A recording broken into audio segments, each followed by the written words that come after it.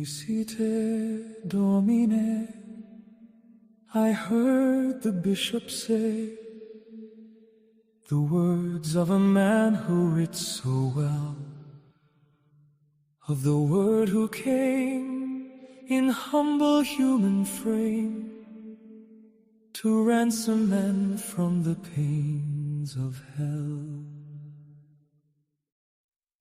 Non nisite Domine, I heard the bishop say, was the good doctor's sole request of the Lamb who came to carry Adam's shame, spotless with no sins to confess. Non nisite Domine, I heard the bishop cry, the cry of all cold, thirsty, hungry souls, for the bread of days, for the water of life, for the warmth of the eternal fire's coals. Non nisite Domine, I heard the bishop cry, nothing but you, Lord, nothing but you, nothing but you, Lord Jesus Christ. Nothing but you, Lord, nothing but you, nothing but you, Lord Jesus Christ.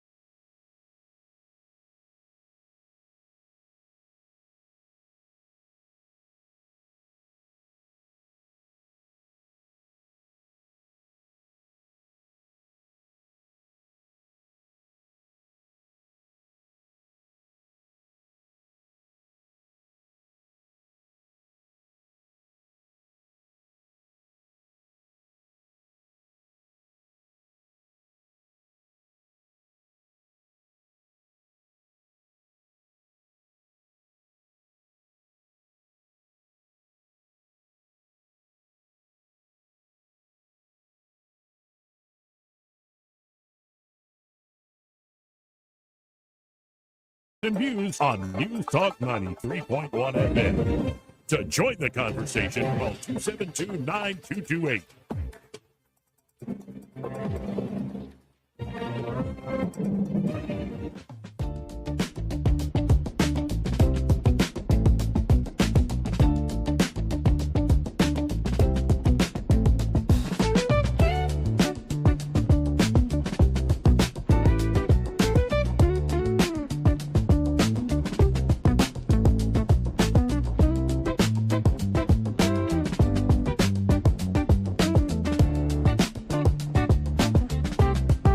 Joey Clark.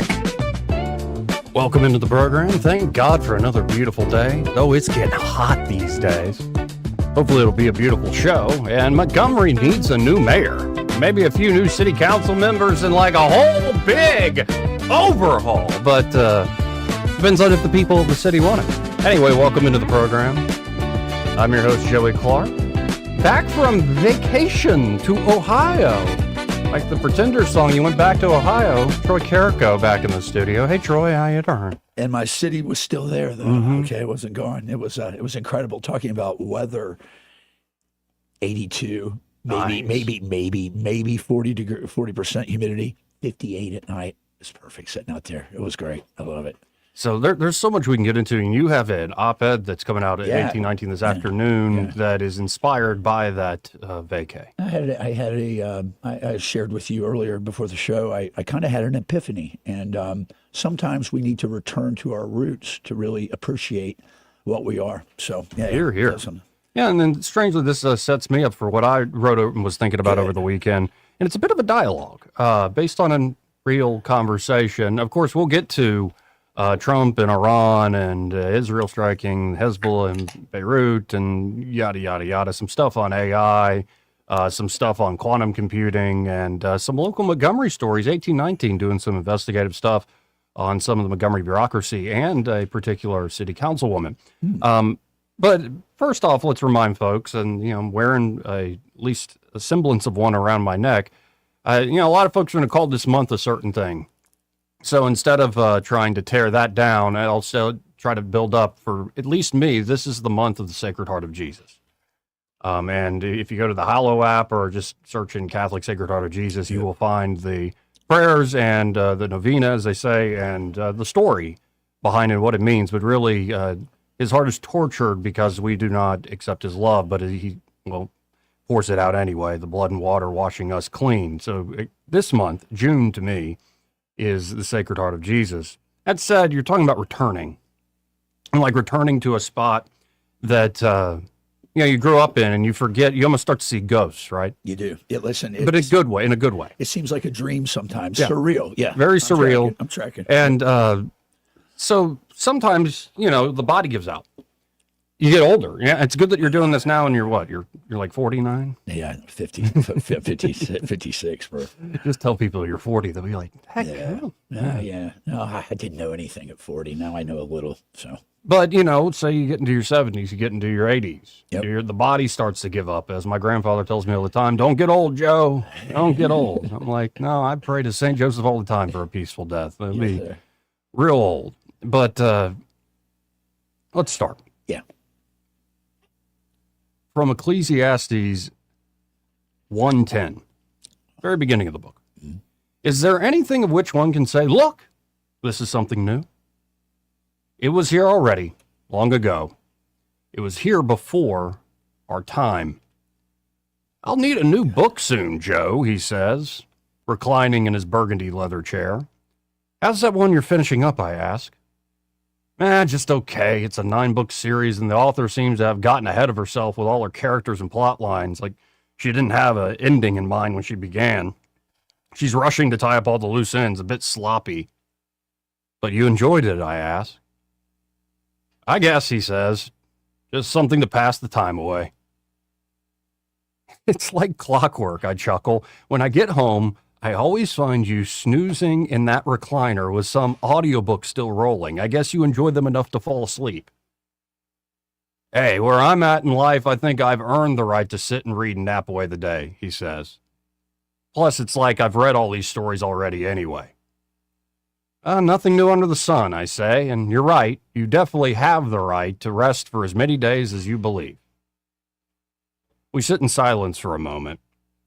As I sort through his daily mail, email, and text he can no longer see. How many books have you read in your life, I ask. Oh, probably thousands, he says. I used to keep a tally over the years, but I've lost count now. Have you ever reread any of your favorites, I ask. I don't do that, he says. At least not on purpose. Sometimes I'll start a story, then a few chapters into it, I'll remember the ending and put it down. Aren't there stories, though, that you love? Or even if you know the ending, you want to revisit them again and again, like sitting with old friends and reliving the same tales? I ask. I haven't really thought of that, he says, but that's a good point, though. I mean, there's that one story you've told me about for years, I say. The one where the spaceship sang? Yeah, The Ship That Sang. One of my favorites, he says. How long has it been since you've read it, I ask. I bet you'll get a kick out of reading it again, even if you remember the ending halfway through. Well, then next time you load up a new book for me, make it that one. Good idea. We sit in silence some more. Most of his daily mail is worldly junk. Garbage in, garbage out. Old as soon as it was new. Nothing worth seeing. Do you always read science fiction, I ask? Mostly, but also crime detective novels too, he says. There's this one author, I can't remember his name, but he's such a beautiful writer. I think he's still alive too. Most of my favorite authors are dead. But they're still alive in their work, I say. True, he says. Yeah, I don't think I'll ever read as much as you, I tell him. At least not thousands of science fiction and detective novels. But you read plenty, don't you? He asks me. You would have to, given the work and writing you do. I guess I read mostly nonfiction these days, I say. Often the same stories over and over again. Each time something new comes out of the same old tales. It's as though some stories are so true that they never die. They begin and end with the same types and characters, but there is something always new to find each time I sit with them, as though each character is alive and active in a way that defies time. And when I hold them dear in my heart and mind, they're almost transfigured by something more than us, something that sings like eternity even when we know the end. Well, that's a lot, he says. Sorry, I say. Sometimes I get carried away. No, it makes sense, he says. What have you been rereading of late? This week, I ask? Here, let me just share a passage that jumped out at me that explains what I'm getting at. I get up from the couch and go back to my room and grab a black leather-bound book with gold leaf pages. Isn't that the Bible, he asks? Some of it, I say, opening to the page with the gold ribbon has saved. The end of it. Everything after the Gospels, from Acts to John's Apocalypse. Here it is, I say. From the book of Revelation. These are the words he heard me reread, resting well-deserved in his burgundy leather chair. He who was seated on the throne said, I am making everything new. Then he said, write this down, for these words are trustworthy and true. He said to me, it is done. I am the Alpha and the Omega, the beginning and the end. I had somebody after church ask me, well, what's the point of the thing you wrote this week? And I'm like, you just got to read it. But the main point is, I think there are some stories that are so true that you can never exhaust them. You can never stop revisiting them. And I think it would be a travesty to stop revisiting them and meditating on them and retelling them to your children and to your friends. And when a new thing jumps out at the page on you, for you, because, a good sci-fi book or a good detective novel, or some people are into, I guess Dan Brown was a thing for a while. John Grisham was a thing for a while. Whoever is the latest hip author that's on the bestsellers list. But most of those books, though well-crafted, they're kind of, once you read them, they're done. You don't revisit them. And even the stuff that's really well-crafted, like some, I still stand by, I think The Great Gatsby is one you should definitely revisit. Yep. And like the classic stories of old, the myths, like I hope Christopher Nolan doesn't bastardize the Odyssey too much with this new movie coming out. It might be, anyway. But So there are a lot of stories worth revisiting, but in particular, I find there's something about Scripture that's inexhaustible, that it's beyond, it's above the sun. There's nothing new under the sun. It's above the sun. It's beyond the sun. And when you try to understand exactly what's happening, in particular the book of Revelation, it's like trying to explain to a triangle what a pyramid is. It's a completely different dimension, folks. Yeah, no, like go listen to Eric Weinstein try to talk about 14-dimensional reality. You'll be like, what is he even talking about? But I think there are things that sustain us in all these stories we tell, and the life that we live that is indeed a story, that isn't just words on a page, but is in fact lived, as you're re-experiencing, Troy. I think I've learned when you revisit, you'll start to notice new things. It's very cool that you were able to go back to your hometown as I'm thinking about, say, rereading important stories. Yeah, I was looking over the fields that I once swore I would never go back to. And then you realize this is what shaped you. This is what molded you. And there's great Americans everywhere, Joey, like you, like me, like Robin, like Eddie. They're out there. Sometimes we're just disconnected from our brothers and sisters. And I think it's important to get back to that. But I wanted to say to you on that writing, that is probably your best piece that I've heard. And Ecclesiastics, since we're in that book, 11:9, rejoice, O young man, in thy youth. Oh, yeah. But remember, put away evil from thy heart and thoughts of the flesh, and everything will be new again. So, yeah. Oh, yeah, and there's another part that's, I guess, in chapter 3. I don't have it memorized. But it talks about God puts eternity in man's heart. Yes. So, like, as we finish a story and you don't want it to end, Right. and you're like, that's the eternity calling. Like, That's right. Joy truly wants that sort of eternity. And why you mentioned something? Why did you promise yourself you would never go back to those fields? Where were you at? Just one of that those. point? When I left, Joey, I don't know how you were when you left here to go to Auburn, but there was a bigger world out there. Mm-hmm. And when I started, even as a young man, I was deployed to Honduras during as a cadet, and so I was quickly thrust into traveling with the military. And I just, Joey, maybe I was arrogant. Maybe I had pride in me that I was greater than what I came from. But then I realized through humility and grace and rising to high levels and then falling in different jobs, different positions with the government, I realized something. Everything I needed was in the book, and everything I needed was in the ground there. Yeah. And I just, maybe it was just youthful hubris. Well, no, and it's interesting. I think we have same source, pride. And I think I told you this without going too much private conversation, you and Dawson this the other night. Yeah. That I look at you and him, and I see some of the mistakes, and y'all were very extroverted and still are very extroverted gentlemen. And you go out into the world, and that, all the, you were searching, like making more friends, getting more stuff, more experiences, seeing more of the world, networking, all this stuff. Whereas my pride led me to go cave in. Yes. Cave in, shut out the world, shut off my mind, just get by. And I don't want anybody to see me, not even God himself. And it's interesting that it can be the same source. That's why I consider you one of my best friends, because you're the antithesis of how I approach. But I pull you kicking and screaming along, and you bring me back to certain things. And I think this experience I had in Ohio, I thought of you. I thought of the ministry we have on the air right now, and it was the Holy Spirit moved on me, and it's just it. So yeah. No, and I think there's a lot of that going on in this world, and it'll show up in different ways. And that's one thing that sometimes can be frustrating. That experience you have is sometimes very difficult to translate to somebody else. Yes. And you should accept it as a gift. It is, and don't linger on it. Like, don't cling to it. No. Like that gift, that consolation ain't God himself. That's right. But it's I think a time where I think more and more folks are starting to wake up to this now. We need to work on the boomers, but I am not worried at all on the younger generations. But my hope is more the young men in particular, and young women, start to find themselves, ground themselves in something real.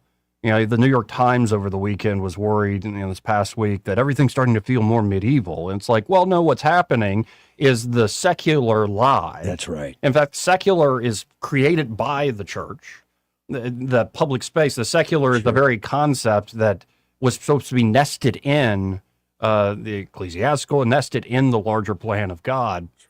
And the secular all of a sudden started to say, no, we can just stand on our own. We can take all the fruits of this long, long tradition, and we don't need this anymore. We don't need this foundation because it's not scientific or it's not rational, or look how judgmental it is. Shouldn't you have pride in all the things you ever wanted to do to find happiness here on earth?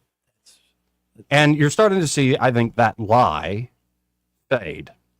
Now, are there lies in the forms of sort of religion and other spirituality? Of course. Yes, always is. There's always something competing for your attention. But I think it's a good thing that more and more folks are starting to realize, oh, something's changing. The old ways we used to do things, the old distractions we used to use to keep us our head above water, so to speak, that self-seeking in the moment, or that lingering on past glory days, or that constant anxiety about the future. So you fill it up with, all the great distractions of modern living.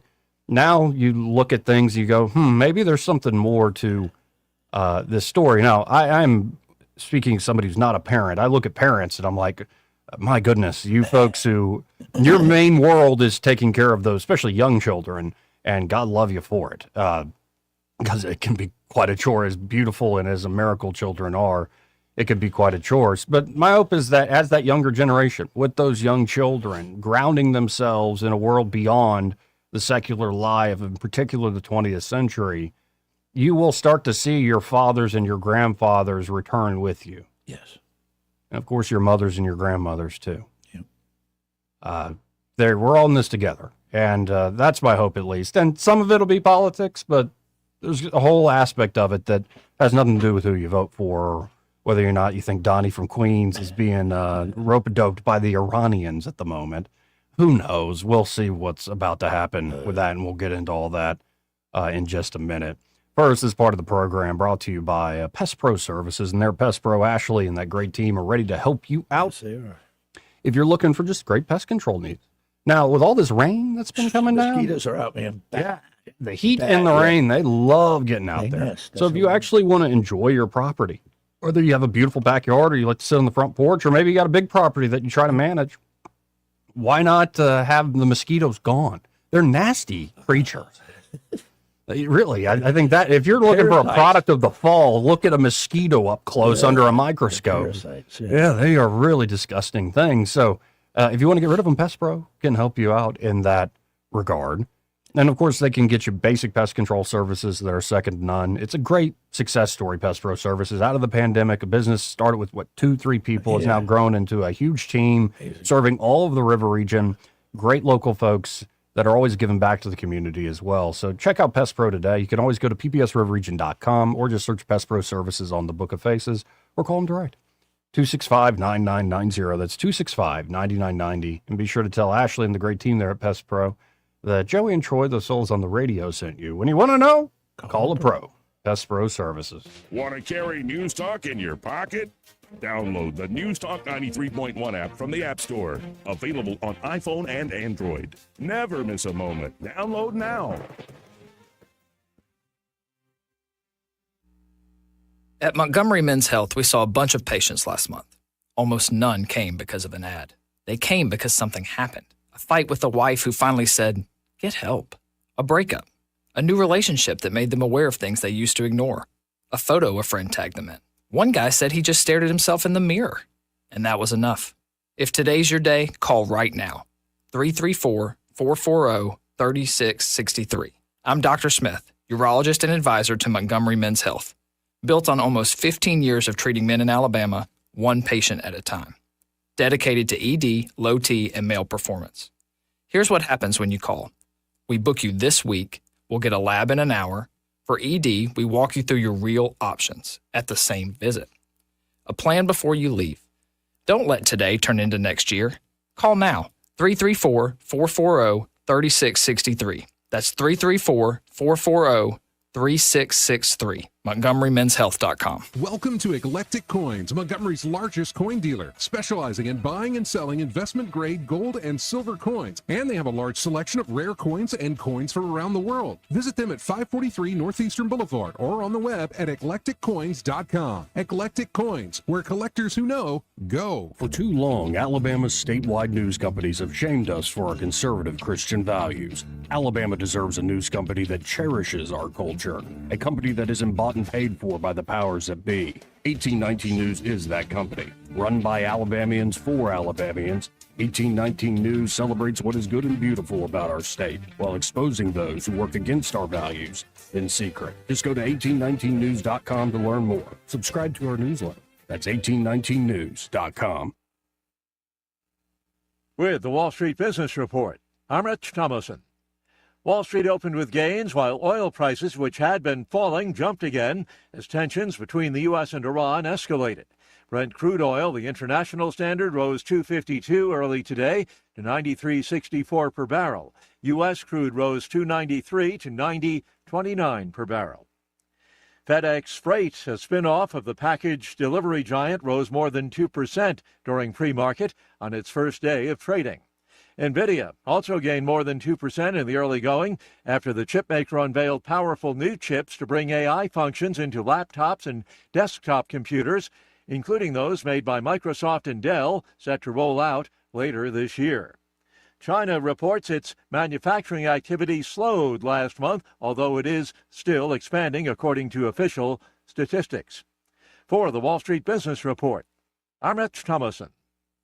Weather, a service of H&H Carpets, where right now, get a load of this, listen close, you get a house full of carpet for $19.95 installed. Unbelievable. They're located at 6450 Atlanta Highway, just across from Walmart. Well, hi, everybody. Welcome to June. Welcome to hurricane season. First day of meteorological summer. Cloudy early, then mostly sunny. Risk of some scattered spotty storms by the afternoon hours, and we'll be watching a cluster of storms into the evening hours tonight. High today up to about 89, low tonight down to about 70, then mostly sunny on Tuesday, high 88 to 90. Risk of isolated pop-up storms perhaps. But look for drier air Wednesday through Friday. Lots of sun, highs in the low 80s daytime and near 60 at night. From the Blue Water Weather Center, this is Rich Thomas. When the heat hits to the river region, don't wait. If your AC quits, Hands Heating and Air offers same-day service, or your diagnostic charge is free with their Comfort a Day or You Don't Pay guarantee, plus 24/7 service with no overtime charges. The River Region's first and only news talk station on FM. Live, local talk. News Talk 93.1 FM WACV.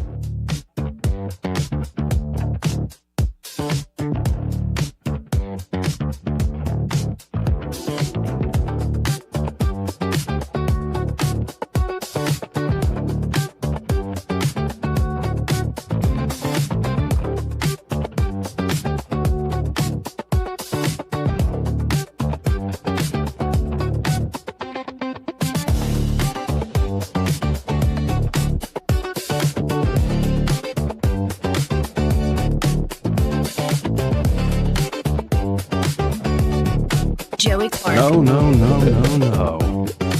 He's trying to do something. I'm like, no, don't do that thing. I'm just going to lean into my own thing. In due time. That's what I'm learning, in due time. No reason to rush it. All right. Because too many people have rushed it, and then the whole thing, the bottom falls Joey, out. you're he's a dreamboat. Yeah, right. Yeah, right. By the way, Alan Mendenhall joining us. Oh, man, I love it. And the last two essays he's written have been family pieces, and they're just absolutely beautifully done. Returns his roots, too. He's really, really good. And, a lot of touching stuff that we'll get into with Alan. Yeah, we're all three of us kind of on that same wavelength in our own way. Men and my dad taught me, strong men criticize themselves. Strong men critique themselves and look at themselves. And how could I do this better? What should I do better? You're there, I'm there, and I know Alan is. And Alan's trying to do it for all of us. He's like trying to do it for everyone. It's like, let's get back to our basics and roots. And you said something interesting, the secular world and the youth. Most generations that are beyond the young generation say, they don't know what I did when I was growing up, blah, blah. I'm with you. I think that they have lost their faith in the secular world. It's not fulfilling. They're not getting spiritually fed. They're not getting meaning in their life. And I think there's going to be a renaissance for that. I worry, though, about the older generations that are materialistic, and that's the thing. And some folks will make their choice, but you can't force anybody to do it. Nope. There is a freedom to this, but the freedom is actually found in obedience to the right Well, one. if we were Islamic, we could just cut your head off if you don't agree. Yeah, right. But we're right. not there yet. Yeah, we're not there yet. Now, just to cover a little bit of the news, I saw this morning while I'm having breakfast with my uncle, the priest, and my grandfather over there at Chappie's, and I was like, I should at least check some of the news. It's actually a very slow news day after looking through, but I saw this from Trump. Okay. Iran really wants to make a deal, and it would be a good one for the USA and those that are with us, but don't the Democrats and various seemingly unpatriotic Republicans understand that it is much tougher for me to properly do my job and negotiate when political hacks keep negatively chirping at levels never before, over and over again, that I should move faster or move slower or go to war or not go to war or whatever. Just sit back and relax. It will all work out well in the end. It always does. President DJT. And so I saw that this morning. I went, classic Trump. And then I see Iran stops all negotiations with the U.S., promises to completely block the Strait of Hormuz, demanding Israel cease all strikes on Hezbollah, as Netanyahu and team have decided to, as they say, destroy Hezbollah. And I mean, I wonder how many times we've had the war to completely destroy Hezbollah. I'm wondering how they keep surviving. I'm sure there's a practical reason for that. There is. Of course, Iran thus is panicking over that attack by the Israelis, trying to bring that into any sort of ceasefire. Well, if Israel hits Hezbollah, that's you're in violation. And then you saw Iran's president. This to me is the most interesting one. He offered to resign, and the reason he says that is citing total takeover by the IRGC, the Iranian Revolutionary Guard Corps, IRGC commanders. So that to me signals like, okay, if they completely have cut ties, they're doing it over the Israeli strikes in Beirut. You have the civilian leadership who does seem now that guy, the foreign minister and folks were actually negotiating with Trump and team. Yeah, they were. And the Ayatollah and the IRGC are singing a completely different song. But I think what the real telling story is that we have seen the IRGC, which was made and created after the revolution in 1979 to preserve the fervor and the zeal of the Shia religion and to spread it throughout the world. Then we have let's call it the secular government. Yeah, it's a republic. Right. It's a constitutional republic. And here's the thing, though, about it. There's a disconnect not only with the political civilian branch with the IRGC, but I believe the Ayatollah has been marginalized too. Now, isn't it odd? The one vanguard, the sentinel of the revolution, has strayed from this religious conviction now, and it's about self-preservation and self-propagation. And that's really to our advantage, big time. But we missed the boat, Joey. I could go on for hours about this, but rules and diplomacy, what we've done is we have created a false narrative where they believe that they have power to do these things. We're going to close the straits again. This could have been solved months ago by completely dismantling their system. And I think where we missed the boat is he got bad intel from the CIA, and I'm going to tell you why. Mm-hmm. We needed to pre-drop weapons to civilian areas where they could be distributed away from the besieged and them. We left them hanging. They were ready to go out. They were fighting without weapons and dying in droves. But the civilians needed armaments, and we couldn't done that. Do you buy the story that the Kurds were armed, but they were kind of like... They kept the weapons. They kept... Listen, we airdropped to the Kurds and asked them to distribute them. That's because we have have Blue Falcon. So you think that's true? That was payback. That was payback for that, yeah. No, and I think you said CIA. It's also, I tend to believe, because it strikes me as true, the New York Times reporting on this, whoever leaked it, is the briefing Netanyahu gave Trump. And like most, as it lays out in the piece, and it makes sense, the CIA director, many other counterparts said, this is classic Israel, they oversell and they're very overconfident in their operational plans, in particular when they're trying to sell it to an American president. And Trump kind of decided, well, they probably are being overzealous, but we don't have to get full regime change, and we can handle the Hormuz part. But we're now at the beginning of June. I agree, Joey. And I say this. I've worked with CIA. I've been to CIA training programs at the farm when I was with DIA. That's a group. If it's anything like it was when I was in, and I have reason to believe it is, they recruit from exclusive universities. They don't have a lot of real practical experience on the ground soldiering. And so you got a lot of idealists that have an enormous budget, unlimited budget and capability, but they are very bad about overestimating confidently in certain situations. And I'll be honest with you, we haven't had human sources in Iran for probably 10 years, 12 years, 15 years. We depend on the Israelis to give us that intelligence. They have very good. Now, one thing I was laying out last week, I don't know if you heard it. I'm not sure. That what we could be heading towards is Trump will continue to negotiate with certain players, even now that all negotiation talks have stopped. There's still going to be back channeling, especially with all the other players in the region, the Gulf Arabs and whatnot. Those folks are going to keep talking, and as the Iranians and the IRGC and Ayatollah think they're biding their time, what you're going to see is like another strike that we saw at the very beginning of this thing. I think we are too. We're probably going to see more assassinations of these people. I think, Joey, I hate saying this, but I wrote an article for Substack on this. The American military-industrial complex is geared towards a different type of war than this. Yeah, we're not prepared for the massive amount of munitions needed on drones and things. So that's why we slowed the truth of the pace. matter is, we had to take it. We had to take a breather, and it's a mess. Well, and there was an interesting comment to bring this into a bigger picture, where in that meeting it was very cordial when Trump and Xi Jinping, president of China, met. Very cordial, a lot of happy talk going both ways, and we've made no grand deal. But then Putin visited after that, and Xi Jinping doubled down on this idea that the world is heading in their direction, into a multipolar direction with these unipolar power, sadly trying to act like they're still the unipolar power, and yet they're in decline. And I don't think America fully is in decline, but I also would say we would be dumb to just go, that's our rival doing his own happy talk. I think there are elements to, like what you just mentioned.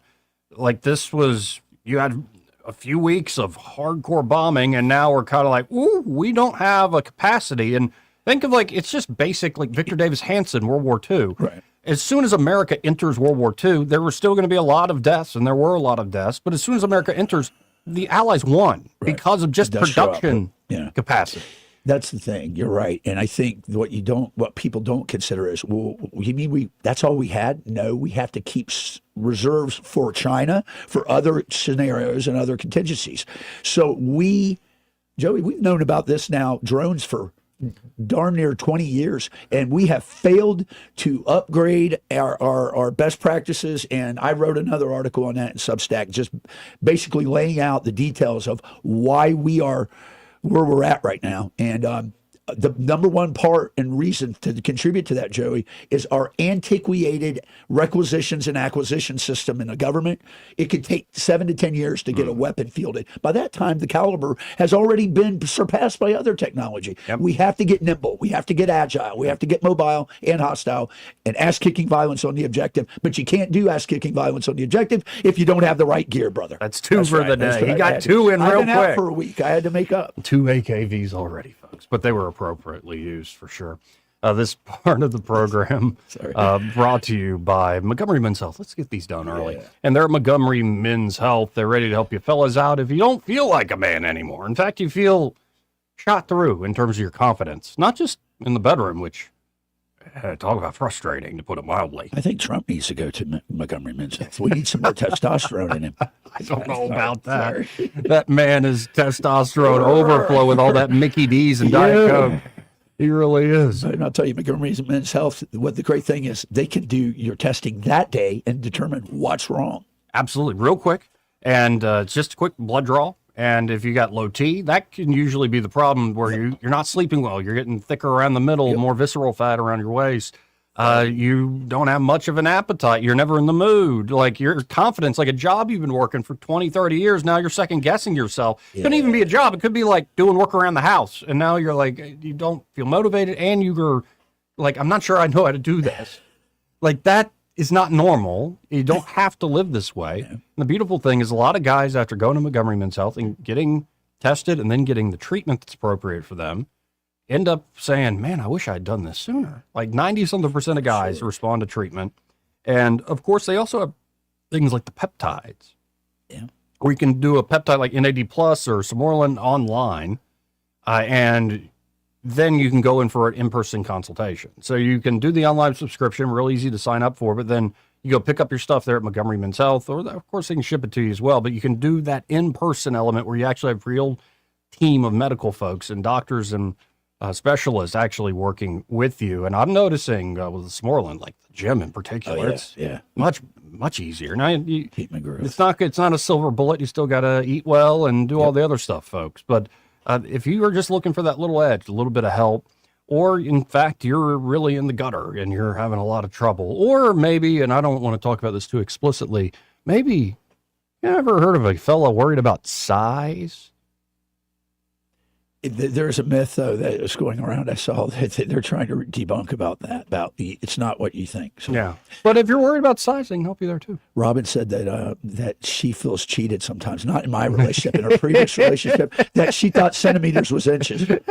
I'm sorry, Robin, but you said that about, not about I'm just me, going to, you can go to MontgomeryMen'sHealth.com if you want to learn more what I'm talking about. So again, that's Montgomery Men's Health, powered by Men's Pro. You can always make an appointment by just calling them direct at 440-3663. That's 334-440-3663. Or you can always book online in under 30 seconds at MontgomeryMen'sHealth.com. That's Montgomery Men's Health for every man and every season of life. So you think Trump should just like double down? You need more AKV in this situation. Well, we do, but the problem is we, like I said, I think our stockpiles are, listen, when you are engaging 150 to, let's just say, 250 wave drone strike. I mean, just a swarm. And these drones average about $1,000 each. And you're expending $1.5 million, $2.5 million system gear on it. That's not going to get it done. And we unfortunately, or fortunately, I would say, Joey, that's good it happened now instead of with China. China, it's better this way, because I know for a fact they have created new positions called chief technology officers for each branch that are looking at best practices. They're merging consumer off-the-shelf technologies. Here's the thing. COTS, we call it COTS, consumer off-the-shelf technology. It can translate quicker in a matter of weeks sometimes, and changes to their product where it would take years for the government to also do. I saw a story that apparently Iran is using ChatGPT and other AI to spin up an incredible cyber warfare division. They are, but they've always been good at cyber warfare. But we are pretty adept too at it. In fact, you know this, that the Natanz nuclear facility was compromised by America and Israel. But Stuxnet. yeah, that's right. Yeah. Listen, so that's always going on. It's in the background. But I think the thing to take away is this. Trump doesn't have as many options as he thinks, as he projects that he does. Well, somebody asked me point blank days after this was started, like, what do you think? I'm like, well, I wouldn't do it. I wouldn't have done it. Now, it's easy to Monday morning quarterback this thing, but I remember early on saying, I wouldn't have done it. Maybe he's got something up his sleeve or I'm not aware of. Because of things like this, where America's capacity, especially in, say, a few-week period or a month period, second to none. Like, our technology is superior in many ways, but you're right. It's more expensive. We're running out of it. And if Iran can do an asymmetrical game where they talk, they block up oil prices around the world, then thus your problem. While the even reasonable people in Iran want to talk, revolutionaries are still revolutionary. Yeah, I think, though, Joey, one thing I do believe, and I think it's lost in the butcher's bill of this combat, we have dismantled the vestiges of the theocracy there. Sure. We have a rogue IRGC that's basically shunned the rest of the government and the people. they will reap their bitter rewards soon enough, whether it be from our sword or from internal. Here's the deal. If the IRGC now is the de facto power base, you've got sub-commanders and mini-commanders that are jockeying for positions. We have damaged their ballistic missile capabilities. We have certainly set back their nuclear program to a point where we can probably negate them by the time they could get to a point of making a bomb. And perhaps we should end this segment where we began. Trump said, all this chirping. I should go to war. I shouldn't go to war. I'm going too fast. I'm going too slow. You have no idea. Relax. Sit back. Relax. It'll all be fine in the end. Perhaps he's right. I think he probably is. I mean, but it's kind of our job to chirp. Sure it is. A little bit. Sure it is. So we will, we'll keep watching and wondering, but I'm waiting on where's the full-on result. Where's the full-on result? And it's a shame because there are enough problems as is. But here is a quick Fox News report after the strikes that I think they're quoting Trump here a little bit. SITCOM, meanwhile, says U.S. forces have carried out a fourth round of self-defensive strikes on Iranian targets. This follows the Iranian Revolutionary Guard downing an American drone over the weekend. Overnight, the president posted this: Iran really wants to make a deal, and it would be good. It would be a good one for the USA. Just sit back and relax. It will all work out well in the end. It always does. He's also reportedly sent that radical Islamic regime some proposed changes to the latest peace deal. It offers tougher language on Iran's nuclear commitments, and it pledges to reopen the Strait of Hormuz. A former deputy national security advisor is backing the president's approach. But of course, now Iran's saying all negotiations are off. We're blocking Hormuz. Well, here we are. Well, I think that, honestly, Joey, I think that they don't have a lot of cards to play either. So we're kind of at a stalemate. You got to wonder whose side is time on. Let's go to line one. You're on there. Who's this? It's Bob B. Hey, Bob B. How you doing? Yeah, it's Troy. Hey, sir. How are you doing? I'm doing good. So, Mexican standoff? Yeah. Something like that. I think what we're... I self-imposed Mexican standoff. It is. It's like fighting in the basement, except the basement's the Strait of Hormuz. But the munitions, trust me when I tell you, and I have this from very reliable sources, we have failed to prepare ourselves properly for best practices to encourage. Listen, we only make certain munitions at certain armories, like Letterkenny Arsenal up in Pennsylvania, Lake City Arsenal out in Whiteman, outside of Whiteman Air Force Base there in Missouri. So, Papa B, my concern is this. You have to keep enough stockpile for contingency operations. If China ramps up, right now is the perfect time for China to do something. I mean, it's a perfect time. Yeah.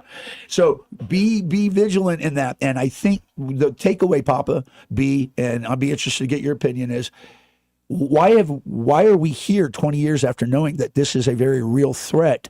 We have stayed in a conventional mindset that we can line up and fight you, but it's going to be asymmetric. No one's going to do that anymore after the Gulf War. So, yeah, agreeing on a lot of that. I would say to some of it, though, Troy, is that any different than any other war we've ever been in? Because we always seem to be on the learning curve. Yeah. Enemy gets a vote. Some things, I'll point back to, our Humvees having to be upgraded in Iraq. Yep. Things like that. What was the general that said you go to war with the army that you have? Yep. I can't remember. It was Pershing. I think it was Pershing who said that. Yeah, during World War I. And so, yeah, I mean, I 100% agree that, we should be a lot more, not just vigilant, but, I mean, who couldn't have seen this kind of thing coming?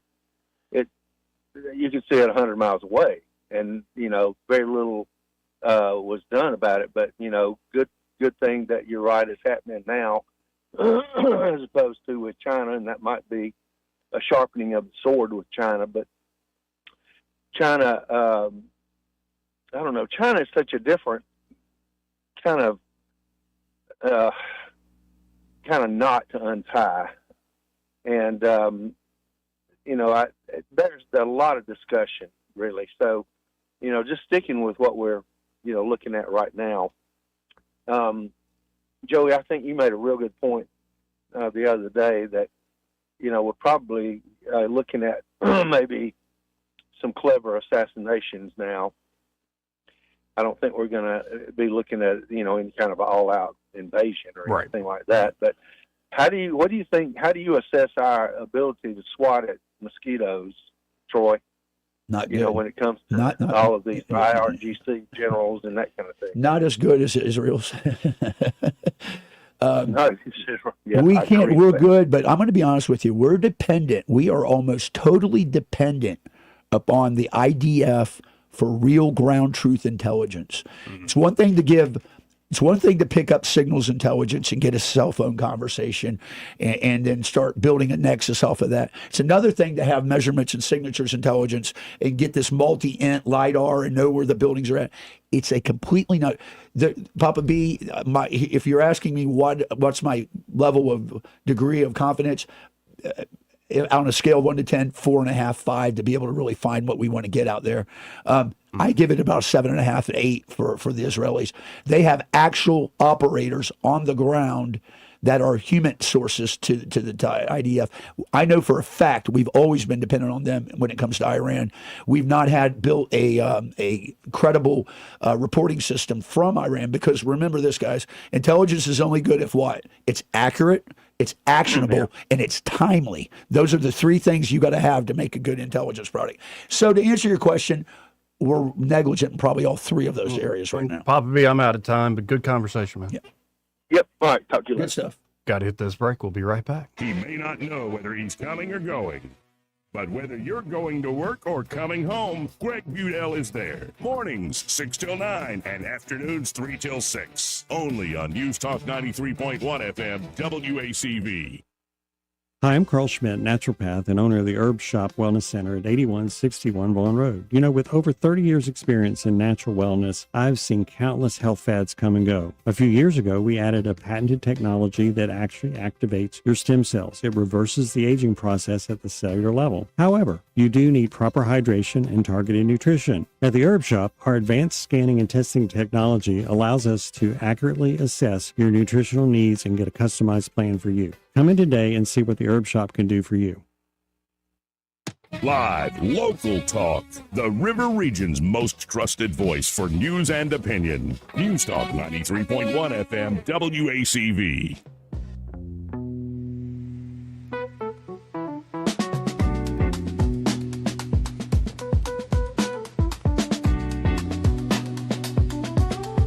Joey Clark. Welcome back. I'm your host, Joey Clark. Troy Carrico here in the studio, and this part of the program brought to you by Invista Advisors. And they're at Invista. They are, well, financial firm ready to help you out across the board, not just with the investment side of things. Of course, they have second to none services there. They do. When it comes to managing those investments, those assets for you. But if you're looking for all across the board financial planning, they have a team of different types of experts, include CPAs, business consultants, and yes, investment advisors, all working together to provide a comprehensive approach to financial planning and asset management. And so it could be you're at the beginning of life, just starting out a family, need things like life insurance and a plan for the kids. Could be you're more in the middle of life and a lot of your money's tied up in a business, or maybe you started a nonprofit and what used to be able to be run by you and a couple other people, you now need a team and you're in and over your head. And well, they have those consultants there. They can help you with that nonprofit endowments.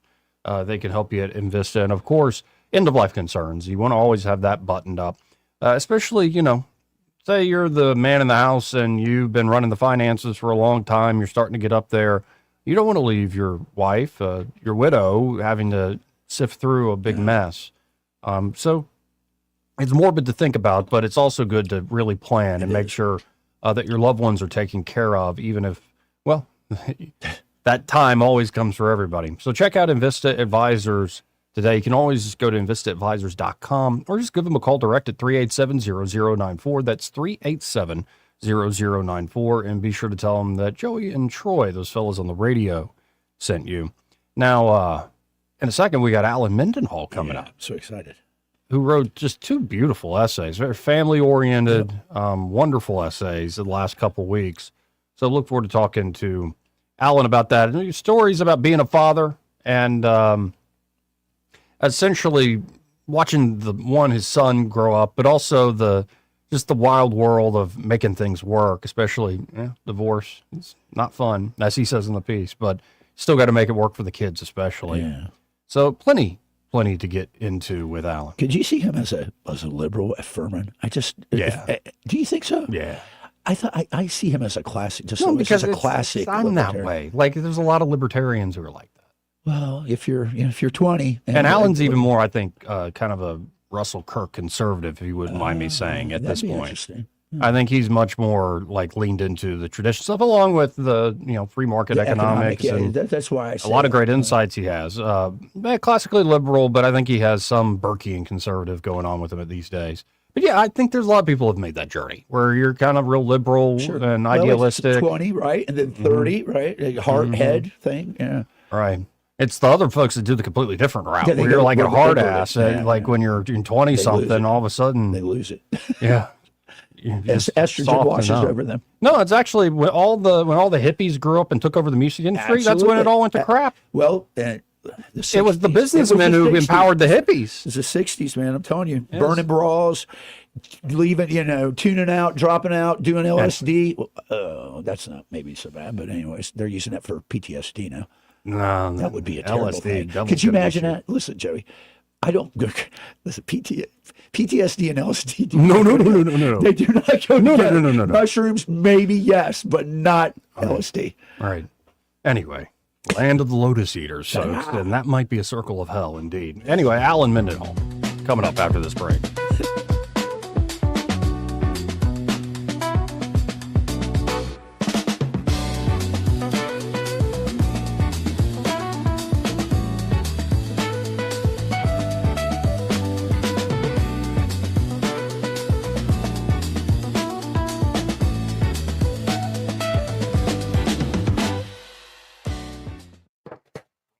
From the Riverside Chevrolet Master Control Center, this is WACV Cusana, News Talk 93.1 FM. When it's Chevy, it's Riverside. With SRN News, I'm John Scott. Iran's state-affiliated news outlet says that Iranian negotiators will stop exchanging messages with the U.S. through intermediaries, and Iran will move to fully close the Strait of Hormuz in retaliation for ongoing ceasefire violations. In New York City, Mayor Zoran Mamdani did not attend an annual parade honoring Israel. Mamdani skipped the event as he remains under heavy scrutiny from some of the city's Jewish population over his long-standing criticism of Israel. A Utah judge declining a request from the man accused of killing Charlie Kirk to restrict access to parts of his July preliminary hearing. Tyler Robinson's defense hoped to bar reporters and the public from part of the proceedings. They will feature the most significant presentation of evidence so far. This is SRN News.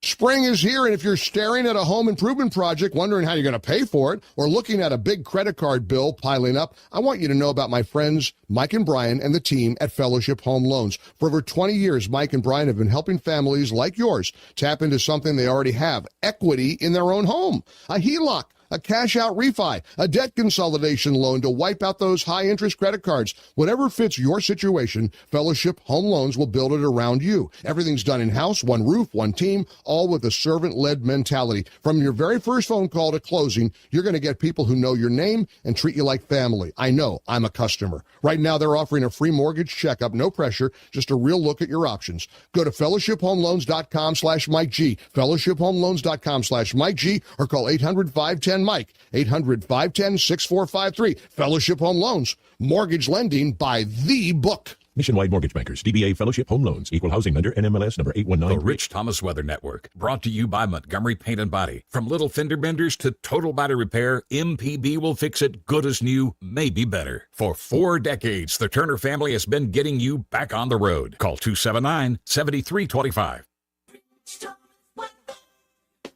Well, hi, everybody. Welcome to June. Welcome to hurricane season. First day of meteorological summer. Cloudy early, then mostly sunny. Risk of some scattered spotty storms by the afternoon hours, and we'll be watching a cluster of storms into the evening hours tonight. High today up to about 89, low tonight down to about 70, then mostly sunny on Tuesday, high 88 to 90. Risk of isolated pop-up storms perhaps, but look for drier air Wednesday through Friday. Lots of sun, highs in the low 80s daytime and near 60 at night. From the Blue Water Weather Center, this is Rich Thomas. From the Blue Water Broadcasting News Center, these are today's top stories.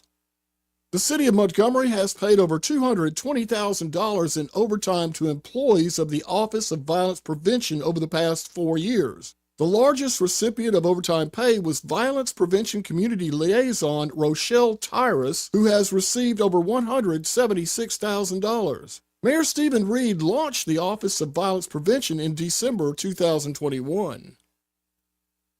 A federal judge has ruled that execution by nitrogen gas does not violate the constitutional ban on cruel and unusual punishment. The ruling rejected an Alabama inmate's claim that nitrogen hypoxia causes excessive suffering. The federal ruling clears the way for Alabama to continue with the execution method that has been used to put 7 people to death. Authorities are looking for a man wanted for attempted murder in Lowndes County. 28-year-old Damian Lawrence is described as 5'8", approximately 140 pounds with black hair and brown eyes. Lawrence is known to have friends and family in the Montgomery area. Anyone with information regarding the whereabouts of Damian Lawrence is urged to contact police. From the Blue Water Broadcasting News Center, I'm Sky Mosley. This hour of news and views is brought to you by our good friends at Alabama Home Mortgage. Alabama Home Mortgage, 567-4223. Visit them on the web at myalabamahomemortgage.com. NMLS number 1586368, an equal housing lender. Tired of spending your weekends fighting weeds, patchy grass, and a mower that never starts? Mosley Lawn Pros is the solution. They handle residential and commercial lawn maintenance, landscaping, cleanups, and property care so you don't have to. They show up on time, do the job right, and leave your lawn looking sharp every time. Stop stressing over your yard and start loving it. When it comes to your lawn, call the crew your neighbors and local businesses trust. One call, one crew, problem solved. Mosley Lawn Pros, built on hard work, driven by quality. Find them today on Facebook or Google. The views and opinions of the following program are solely those of the host and other contributors. These do not necessarily represent those of Liberty Acquisitions 825, Blue Water Broadcasting, its management, staff, or any advertisers.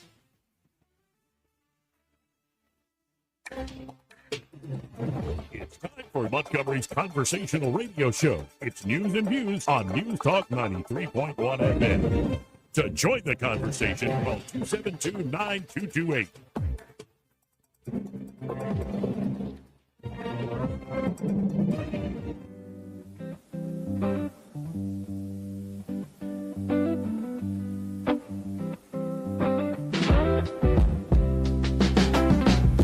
Joey Clark. Welcome back into the program. I'm your host, Joey Clark. Troy Carrico here in the studio with me.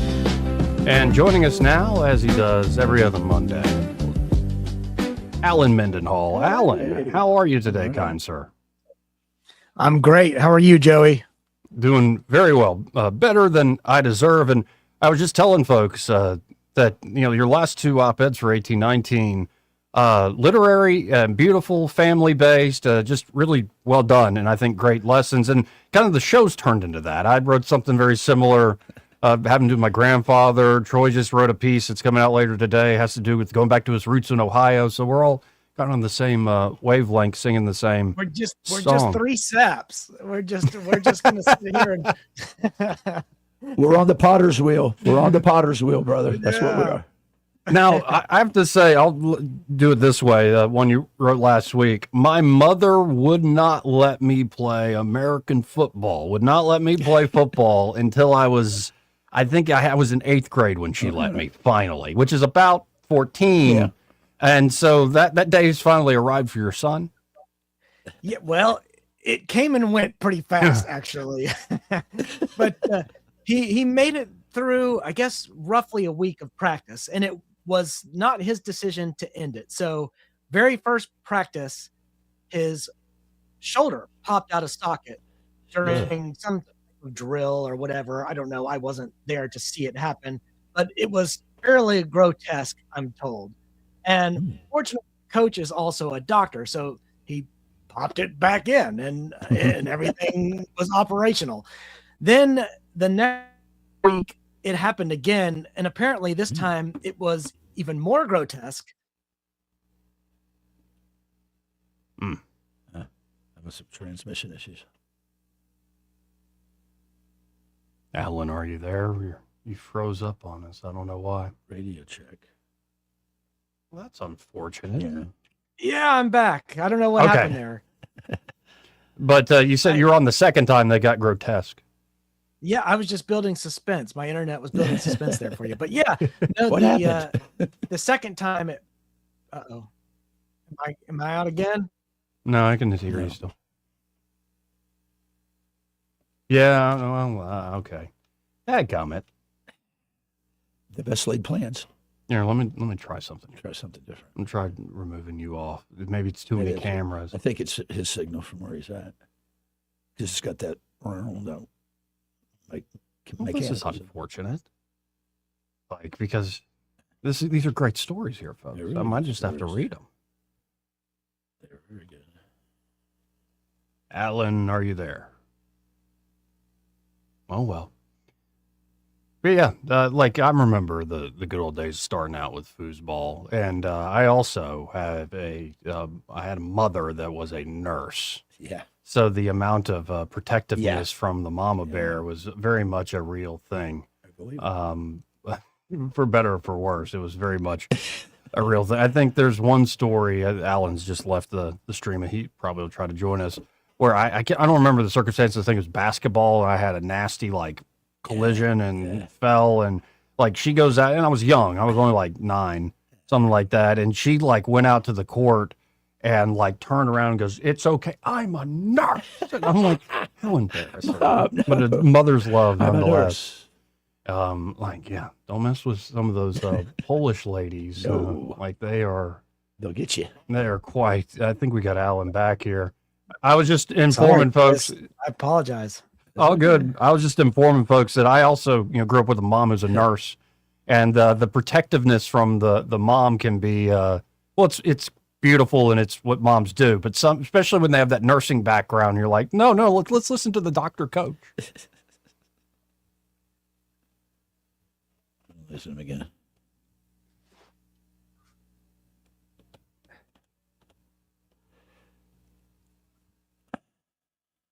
Alan, are you there? No. Dadgummit. That's all right. Oh, well. Well, folks, technology strikes again here at the Blue Water Broadcasting headquarters. Chinese are jamming us. Best internet in town. Yeah, maybe it's them laying down all that new fiber optic. People are messing with the internet. I think a lot of it I don't know. They're really expanding. It's very unfortunate. Well, anyway, do you have any, mama's boys? Yeah. That I have? My, oh boy, Robin's like, don't tell some of the stories, Troy. My mom Mom, you're listening. I know my mom was a very good mom. She was very strict and disciplined with us. No, we played ball at an early age. Listen, Joey, we used to ride big red 3-wheelers that Honda made. Okay. And they would bounce. They're not like a 4-wheeler, Joey. And they've outlawed him. You can't get him anymore. My brother would get flung, bust his head wide open. Goodness. My mom knew that chaos would ensue. Now, did you and your brother, what's the age difference of you and your brother? 3 years. I think So we've you guys got grew up Alan together. back, by the way, on a different platform. I had to call from my phone. I'm calling in on my phone now. I don't know if this is better, but it seems to be working, which is definitely a good sign. Yeah, and I guess I left off where we were talking, I had a mother who's a nurse, and it's a blessing, but it's also it can be a curse with the overprotectiveness. But, maybe your son was in good hands in this case because this situation kept happening.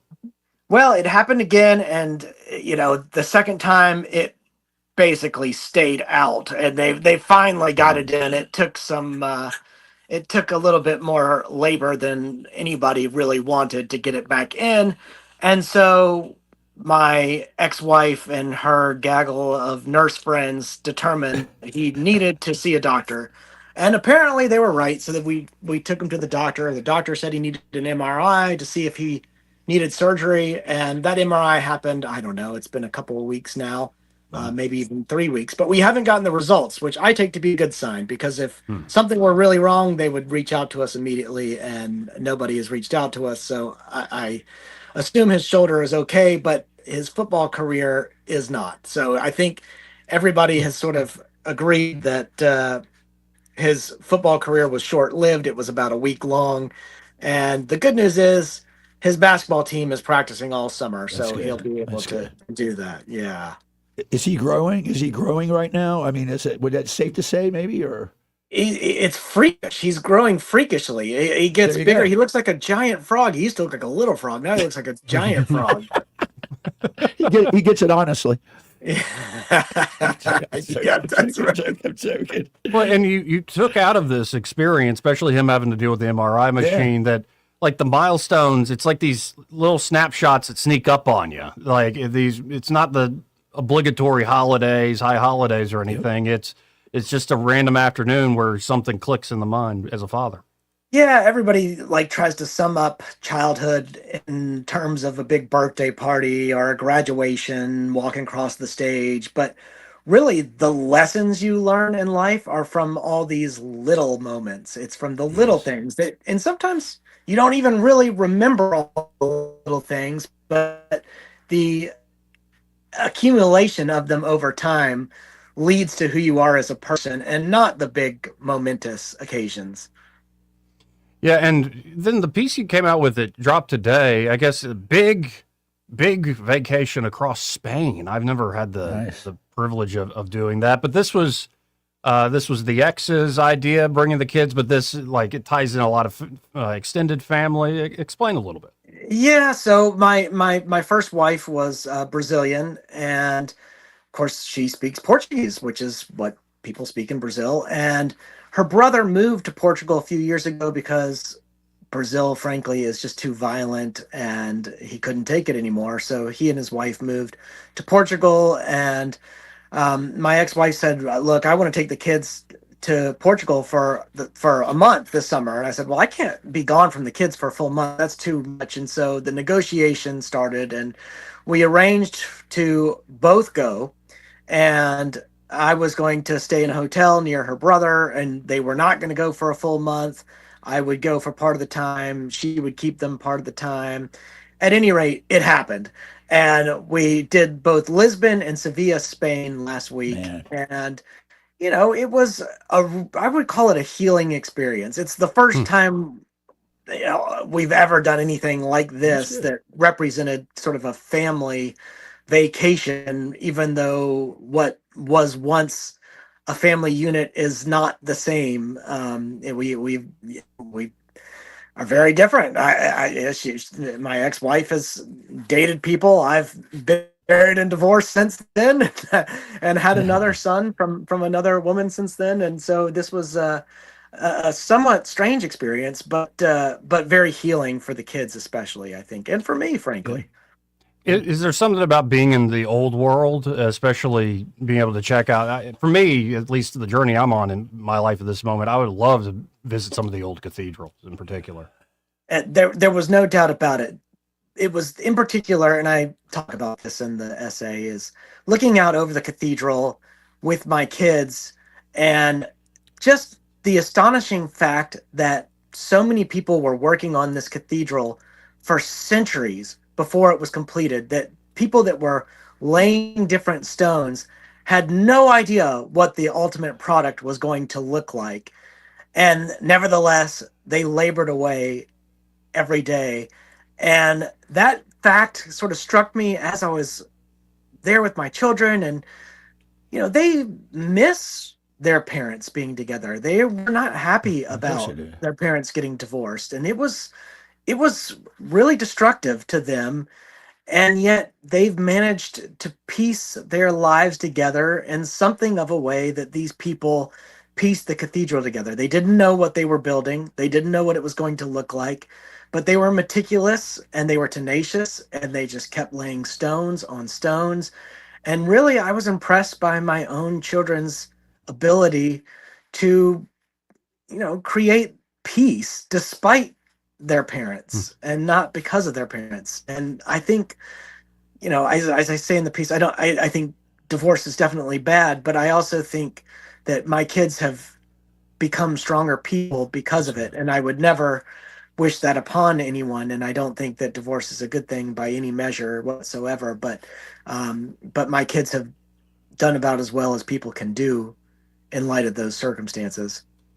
Yeah, and there's number one. I want to say there's always I constantly battle with it when you do self-disclosure.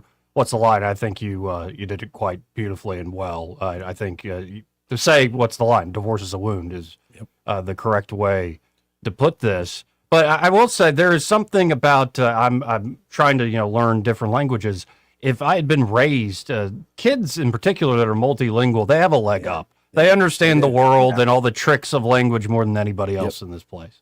Oh, my son sent me a text message this week, and it said, I think I want to go to college over here. And I was like, well, the University of Lisbon is ranked like 230th in the world, and Auburn's at like 850th. So, that would be fine. He said, oh, no, yeah, the rankings are fine. It's about the girls. I'm like, oh, gosh, here he goes. He's already, he's already. I think he was texting me after his day on the beach. So, yeah, I couldn't. I can't deny. Let's just say I've been reading a lot in the Carmelite traditions. Yes, I look at the Spanish-speaking side, especially of the Catholic Church. And I'm like, man, I would love to find a beautiful, devout woman over in that part of the world. Though I'd have to learn the language, which with this Southern drawl and this Polish tongue, I don't know if I'm going to be able to pull it off. So, is it safe to say that your ascension to Furman is much different than his is going to be in his life? Yeah, I guess so. But I loved watching my kids speak Portuguese, and that's awesome. And I got to use Portuguese for the first time in a long time. It's a beautiful language. It is a beautiful language. It's very different in Portugal than it is in Brazil. And I kept saying things that make no sense. Like if someone says, "Oi, tudo bem," and you say, "Oh, tudo jóia." Well, in Brazil, that means like, I'm really good. I'm as good as jewels. Like jewelry is like as good of a thing as there is. So I'm good at jewels. And in Portugal, that means nothing. And everyone's like, tudo jóia? What are you even saying to me? Good jewels? Get out of here. What are you talking about? They go American. Yeah. So and my ex-wife would look at me and he's like, I don't think that means anything over here. Like, why did I learn it? Like, why'd you teach me that? At least some of the Southern idioms. We always had a coach who explained themselves. Like we always had a coach here in football would say, "This is precarious as a long-tailed cat in a room full of rocking chairs." And I'm like, it explains itself. If you understand the words. Yeah. But some of that doesn't translate at the end of the day. Now I gotta pick your brain a little bit. Anything going on with the Heritage Foundation? Any of the latest people might need to know about? Yeah, well, we're still dealing with some of the proposals. We've withdrawn half of the proposals we filed as shareholders of companies, and so we're still waiting on the outcomes of the other half.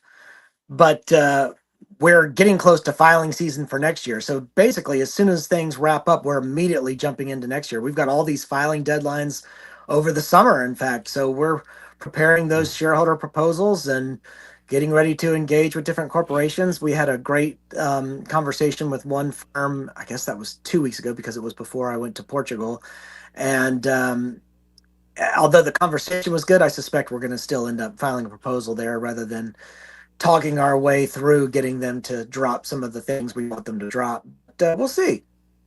Well, and let me bring you in on some of the other stuff we covered on the show. Of course, I know you spent some time thinking about this war in Iran and this back and forth, and it's sort of the game of 2 more weeks, and we're now kicking off the month of June. How do you see how this is going? Well, I'm not a foreign policy guy, so I don't want to speculate on what that's supposed to look like and what, how the outcome's going to be. But I will say that gas prices, energy prices are going to remain high as long as the conflict continues. We're going to see supply chain issues. We're going to see inflation. We'll get new CPI data here in a few days. We'll get a new jobs report by the end of the week. Gas prices did go down by 10% in May, which was a positive thing. but basically it was just on news of the potential for resolution, and that's enough to keep market stable and to prevent to prevent costs from rising even more. I mean, it helps that we're a net energy exporter in the United States. We produce more oil and liquefied natural gas than anybody, so we're in a decent position. But even as gas prices climb for the consumer, that means it may be good for the energy sector, but it's not necessarily great for the rest of us who are having to pay for stuff at the gas pump. Now, fortunately, I think the national average is something like $4.30, and here in Alabama, it's more like $3.70 per gallon. So we don't have it as bad as some places like California. But this is something that we got to wrap up this conflict. We got to get the strait open. And only then are we going to see inflation stabilize and these gas prices come down. Now, and at the beginning of the show, I kicked things off, and it was really a conversation with my grandfather. He's read thousands of science fiction books over his life. He used to keep a tally of it, and sort of has lost count now. And I asked him if he ever rereads any of them, like his favorites. He goes, "No, why would I do that? I already know the ending." And I kind of got him to think about, and in fact, it loaded up one of his favorites he's talked about for years. As I left the house, he was listening to it again on audiobook. So it's like, I don't know, to me, there are some stories that are so true they never die or they never get old. They're inexhaustible. Obviously, scripture. But is there anything that comes to your mind, because I know you're a man of letters in many ways, stories, it could be from scripture, it could be in fiction or nonfiction, that you revisit it on a regular basis, or you feel a pull to revisit it? Well, I wouldn't say I reread Les Mis all the time because it's a massive tome, but it's one of those stories that I do revisit. I used to read To Kill a Mockingbird every year, and I'd say about a decade ago I stopped reading it every year. I do read the Bible cover to cover every year. There is something called the Daily Bible, which LaGard Smith put together. He's a former law professor at Faulkner, actually. Oh, wow. And it's a chronological Bible. So he'll take, for example, let's just say the Gospels or, 1 Kings, 2 Kings, Chronicles, and he'll put it into chronological order so that they're synthesized. Each of the Gospels would be synthesized, or each of the books I just read to you or mentioned would be synthesized. And I find that to be really helpful because you get a more coherent story that way. And it's also interesting. Well, he'll take different Psalms from David and weave them in to make them match the place where you're at in the narrative, or even with Proverbs, he'll try to mix some Proverbs in with whatever is happening in Solomon's narrative. And anyway, I every year I get a deeper understanding of the biblical literature. And every year I consider myself even more ignorant than I was before. The more I learn, the more I realize I don't know that much. Yeah, it's a good place to be, especially in relation to the Almighty. Well, I always appreciate your time, Alan. Even with the technical difficulties, we still made it work. Sorry for all the technical difficulties. Difficulties, guys. Yeah. But if folks want to check out your work, what you're working on, how can they do so? Yeah, I guess my website's probably the best place to start, and it's just alanmendenhall.com. I won't do the www. part because you made fun of me last time. It's okay. I know what that means. Well, thank you, Alan. Thanks, guys. Talk to you soon. Thanks, man. Sounds good. Thanks. Again, Alan Mendenhall, folks. Great having him on the program as always. Like I said, even with the technical difficulties. Yeah, man. We're all going on this journey. Portugal, Spain. Oh, that's great. Like, that Mallorca. Yeah, go to Mallorca. You like Mallorca. You think so? No, you've been to a lot of these places. I've been to Gibraltar. I've been to a lot of places. Yeah, and so what his son's talking about wanting to go to school there. Well, listen. Here's the deal. So I lived in Italy for a brief period of time when I was with Mycep Gray Fox, and I was in Naples, and it's just it's different, man. It's just the people are. There's less materialism. I think there's less grind, but there's trade-offs, like garbage man strikes, right? And this garbage is piled up, right? And it's like, yeah. But here's the other thing, Joey. even though you're in these countries and you're going there, you become accustomed to certain conveniences that Americans take for granted, like clean water everywhere, like air conditioning that works, like ice in your drinks. I know it sounds trite. No, but I've heard that from many people. You become comfortable in the way you like to live, and you got to change when you go abroad.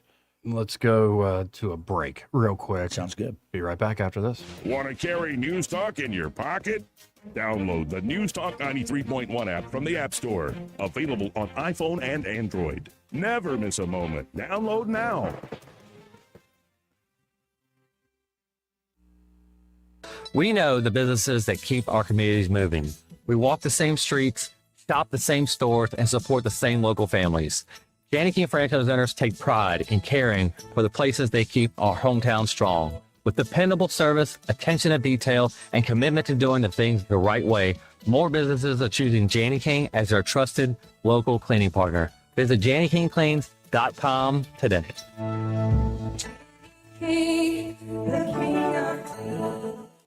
2026 marks 60 years that hope has had a home in Alabama. At the Alabama Sheriff's Youth Ranches, children who've lost everything through no fault of their own have found something priceless. A safe place to live, a loving Christian family, and the chance to simply be kids again. Here, boys and girls grow up surrounded by care, guidance, and faith, learning right from wrong, learning responsibility, learning they are valued and that their lives have purpose. As the Alabama sheriffs have believed for 6 decades, it's easier to build boys and girls than to repair men and women. These former ranchers are now teachers, parents, business owners, and leaders, living proof that love, structure, and faith can change a life forever. As the Alabama Sheriff's Youth Ranches celebrate 60 years of serving Alabama's children, you can help ensure the next child has the same chance. Learn how you can make a difference at alabamasheriffsyouthranches.org. 60 years of building lives, and we're just getting started. Finding great candidates to hire can be like, well, trying to find a needle in a haystack. Sure, you can post your job to some job board, but then all you can do is hope the right person comes along, which is why you should try ZipRecruiter for free at ZipRecruiter.com/radio. ZipRecruiter doesn't depend on candidates finding you. It finds them for you. Its powerful technology identifies people with the right experience and actively invites them to apply to your job. You get qualified candidates fast. So while other companies might deliver a lot of hay, ZipRecruiter finds you what you're looking for. The needle in the haystack. See why 4 out of 5 employers who post a job on ZipRecruiter get a quality candidate within the first day. ZipRecruiter, the smartest way to hire. And right now, you can try ZipRecruiter for free. That's right, free at ZipRecruiter.com/radio. That's ZipRecruiter.com/radio. ZipRecruiter.com/radio. ZipRecruiter. Are you tired of the mainstream media's biased reporting? Do you want to stay informed on the news that really matters to you? Look no further than 1819 News. At 1819 News, we bring you the latest in Alabama news, politics, sports, culture, and more. We've assembled a team of journalists with Alabama values dedicated to the truth and the truth alone. Visit us at 1819news.com today. That's 1819news.com. Subscribe to our newsletter. Honest News, Alabama Values. This hour of news and views is brought to you by our good friends at Alabama Home Mortgage. Alabama Home Mortgage, 567-4223. Visit them on the web at myalabamahomemortgage.com. NMLS number 1586368, an equal housing lender. The River Region's News Talk Station. News Talk 93.1, WACV. News Talk 93.1.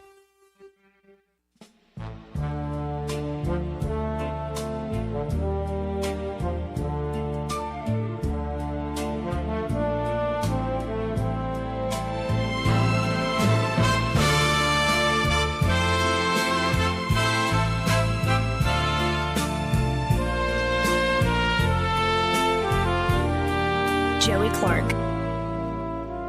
Folks, we have hit the halfway point of the show. Welcome back.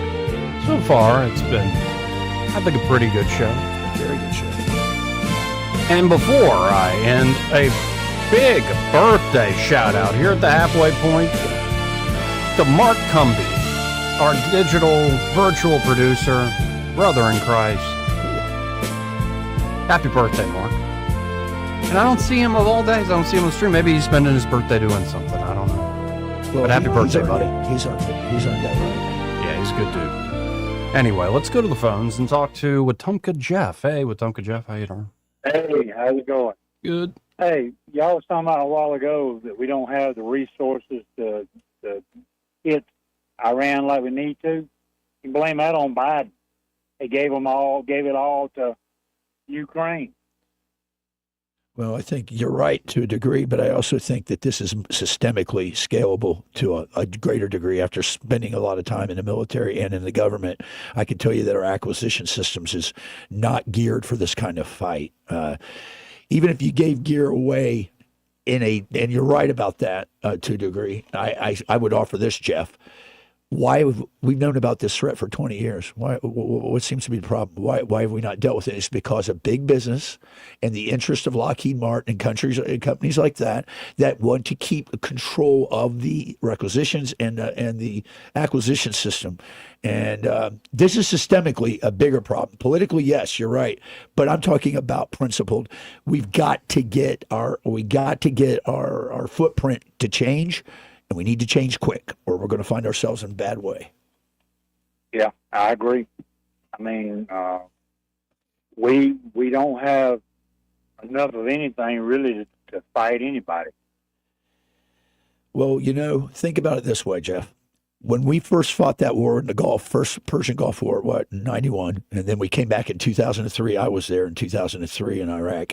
I can tell you this.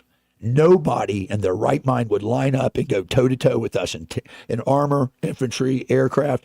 It just it obliterated what was it, Joey? I think the 5th largest standing army that Saddam Hussein had. We just decimated them in a matter of days. So everybody, including China and Russia, is like taking notes and going, yeah, that's not the way you're going to beat America.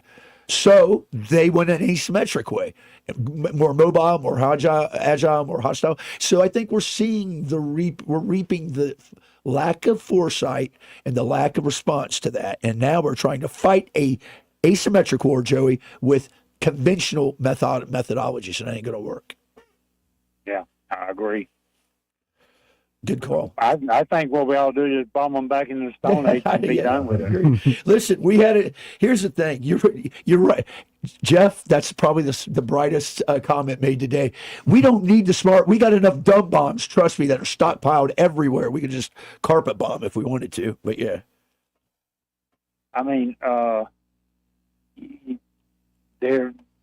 thought we didn't negotiate with terrorists. I thought our policy, the United States policy, was not to negotiate with terrorists. But what are we doing? We're negotiating with terrorists. Agreed, brother. Listen, you're spot on. You don't. Hey, there's no honor amongst thieves. Why would I trust anything? I can tell you this, and if you've listened to the show, you've heard me talk about this ad nauseum, that the Arab concept of honor is not the same as ours. When you make a deal with someone, I don't care if he's Iranian, I don't care if he's Egyptian, I don't care if he's Algerian, I don't care if he's Lebanese.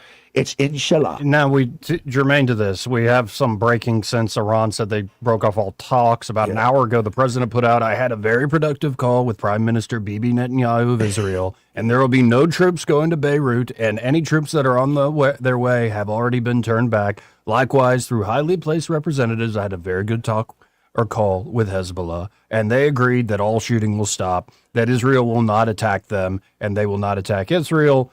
Then Trump put out 30 minutes ago, talks are continuing at a rapid pace with the Islamic Republic of Iran. Thank you for your attention to this matter. So they're on again, they're off again, they're on again. We'll see. We'll see. They're stall. It's a stall tactic. Yep. It favors them. Trust me, it plays to their favor, doesn't it, Jeff? To the Iranians' favor. It does, because while they're stalling us, they're planning something big. You got it, brother. And if the president's listening, he told us to sit back and relax. We are. I'm sitting back. I'm relaxing. This is a great day, but we're going to chirp a little bit too and wonder what's going to happen with this. Yeah, exactly. I mean, he needs to go ahead and just bomb the daylights out of them, get it done, as what's his name, Larry the Cable Guy would say, get her done. That's right, brother. Well, I appreciate the call, Jeff. All right, thank you, man. 272-9228. That's 334-272-9228. So yeah, that just broke in the last hour, 30 minutes. And in other news, the Germans bombed Pearl Harbor. Right.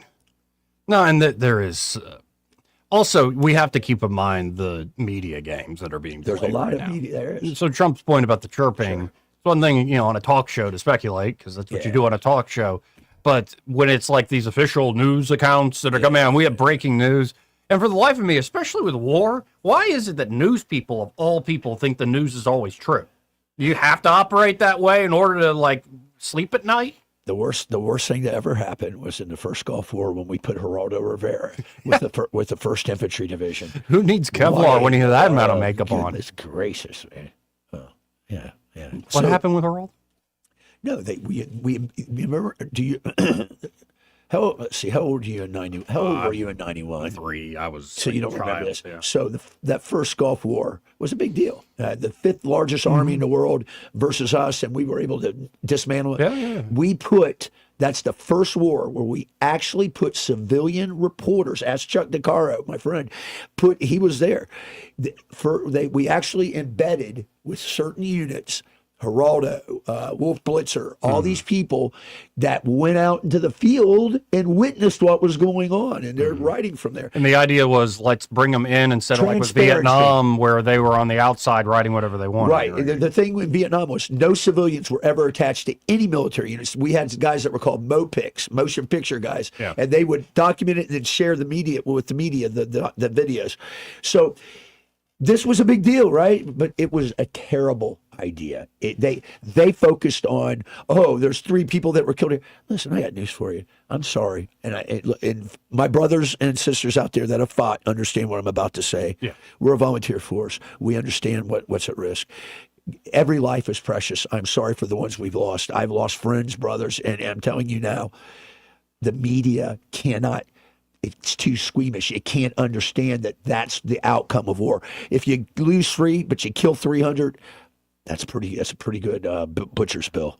And I hate saying that. That's why I tell you, victory has defeated us. It has made America weak, and we're going to have to get our nose bloody to figure this out. So, well, we got to hit this break. First, this part of the program brought to you by Alabama Home Mortgage. Yeah.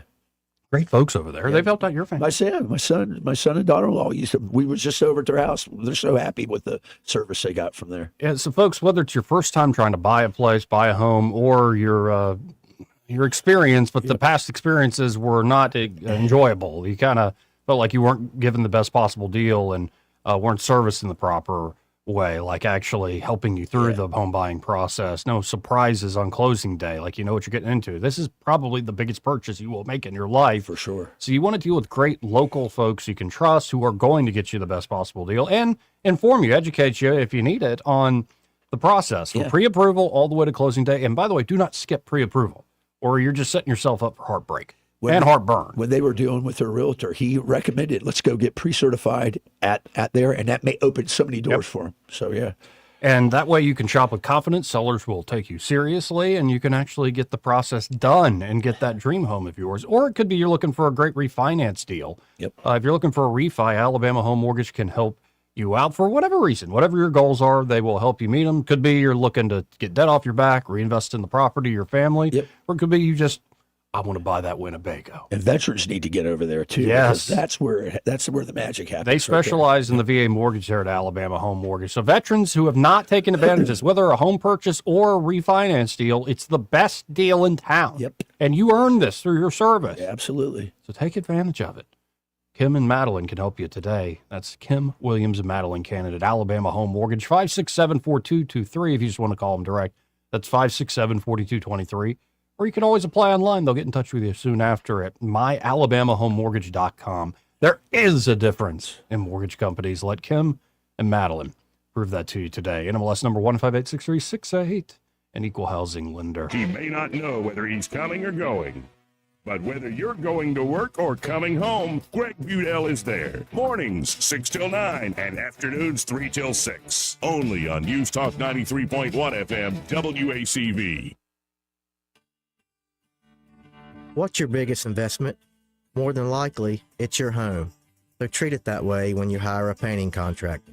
With PBS Painting, there are no gimmicks, no $99 specials. Just quality painting and someone who treats your home with the same respect that you do. At PBS Painting, we have been painting for years and look forward to many more years to come. With PBS Painting, the job gets prepped properly, whether it's cleaning, scraping, or priming. We always use quality products, which is a must for a quality paint job. So if you're looking for a painter that doesn't need upfront money and is on the job at all times, then please give me a call.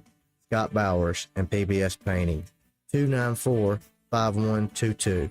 That's PBS Painting, 294-5122. Look at some of our work on Facebook at PBS Painting Montgomery.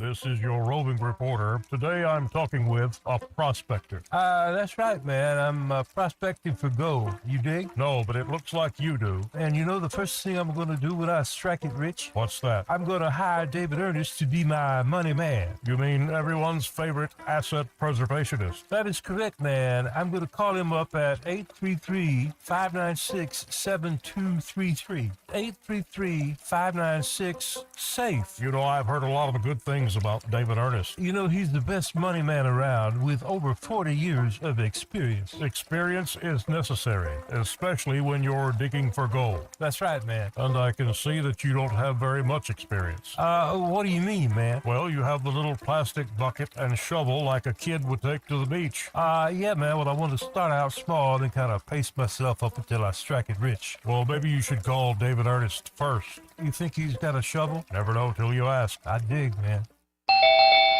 Yes? Yeah, I'm Bill. You called about some breaker stripping? Oh, yes, Bill. My brother-in-law says you can do almost anything. That's me. Not much I hadn't seen. Do you really want someone who does almost anything in your electric box? Think about that, because each year thousands of home fires are caused by faulty wiring. That's why you want a professional, like the electricians at Crosby Electric. Bill, how's it going?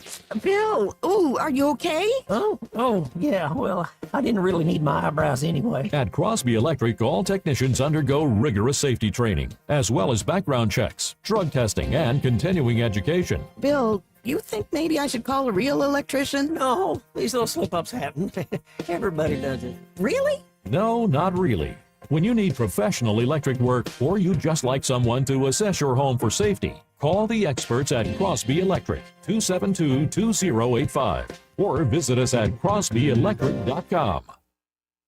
This hour of news and views is brought to you by our good friends at Alabama Home Mortgage. Alabama Home Mortgage, 567-4223. Visit them on the web at myalabamahomemortgage.com.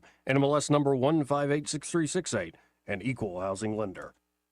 Rich Thomas Weather, a service of Riverside Chevrolet Wetumpka. If it's Chevy, it's Riverside. Best price, best selection. Check them out on the web at riversideusa.net. Well, hi, everybody. Welcome to June. Welcome to hurricane season. First day of meteorological summer. Cloudy early, then mostly sunny. Risk of some scattered spotty storms by the afternoon hours. And we'll be watching a cluster of storms into the evening hours tonight. High today up to about 89, low tonight down to about 70, then mostly sunny on Tuesday, high 88 to 90. Risk of isolated pop-up storms perhaps. But look for drier air Wednesday through Friday. Lots of sun, highs in the low 80s daytime and near 60 at night. From the Blue Water Weather Center, this is Rich Thomas. Big dreams for your home on a tight budget? AFE's $26.26 as you covered. Unlock your home's equity with just $26 in closing costs. No fees, no headaches. Visit your local ASE branch today. Federally insured by NCUA, Equal Housing Lender. NMLS number 420259. Live local talk. The River Region's only 24-hour News Talk FM station. News Talk 93.1 FM WACV.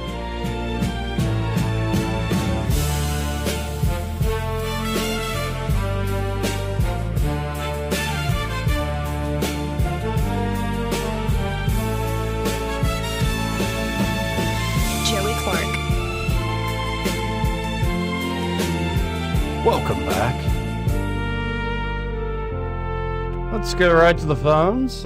Voice I hadn't heard in a second, but let's talk to Joe. Hey, Joe, how you doing? I'm fine. How's everybody? Great. Good, Joe. Better than I deserve. Yeah.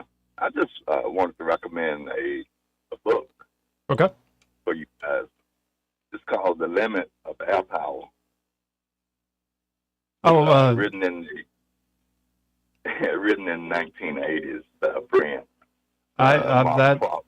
that friend is a close friend of my family. I know what you're talking about. Okay. Okay. As you know, we didn't lose a battle in Vietnam, but we lost the war. Yep. We had control of the skies. Yep. But it's a very interesting book, and it's very relevant to what's going on in the Middle East today. I think I've got a copy he gave to me. I'll have to, my place is disheveled with construction going on, but I'll have to dust it off. I'd like to see that. Yeah, that's a great. I would love to look at that and read it. It's a very good publication. I trust think that. Klaus Arthur sees at Duke Chapel Hill. I'm not sure right now, but a distinguished historian too. Okay, absolutely. Be good, guys. Thank you, brother. Thanks. 272-9228. Yeah, like through my aunt and uncle. They're very good friends with the Clodfelter. That's cool. Yeah, very cool. Small world. Small, brother. It's small so small. Yeah. Now, real quick, because I titled the stream, there's some folks saying this month is Pride Month. No, it's not. Then there's, I guess, Kay Ivey named it for Alabama, the state of Alabama, Strong Families Month. So I'm like, it's not a bad thing. We want strong families. Like pumping iron, taking the creatine supplement, your peptides and stuff. No, we want You're slacking on your pull-ups. Right. Let's go. More push-ups, That's son. right. That's what you need. I want a daughter with strong arms. So- No, actually, there are a lot of But what rural is it- girls. But what month is it for you, Joey, and for many of Catholics and many Christians? the celebration of the Sacred Heart of That's Jesus. right. That's right. And so in 1673, because the tradition, like say I'm looking at the Carmelite religious order, talks about how they will find the tradition in the Gospels. They will find actually the very beginning of it is the Sacred Heart devotion starting in the quiet stillness of Mary's womb.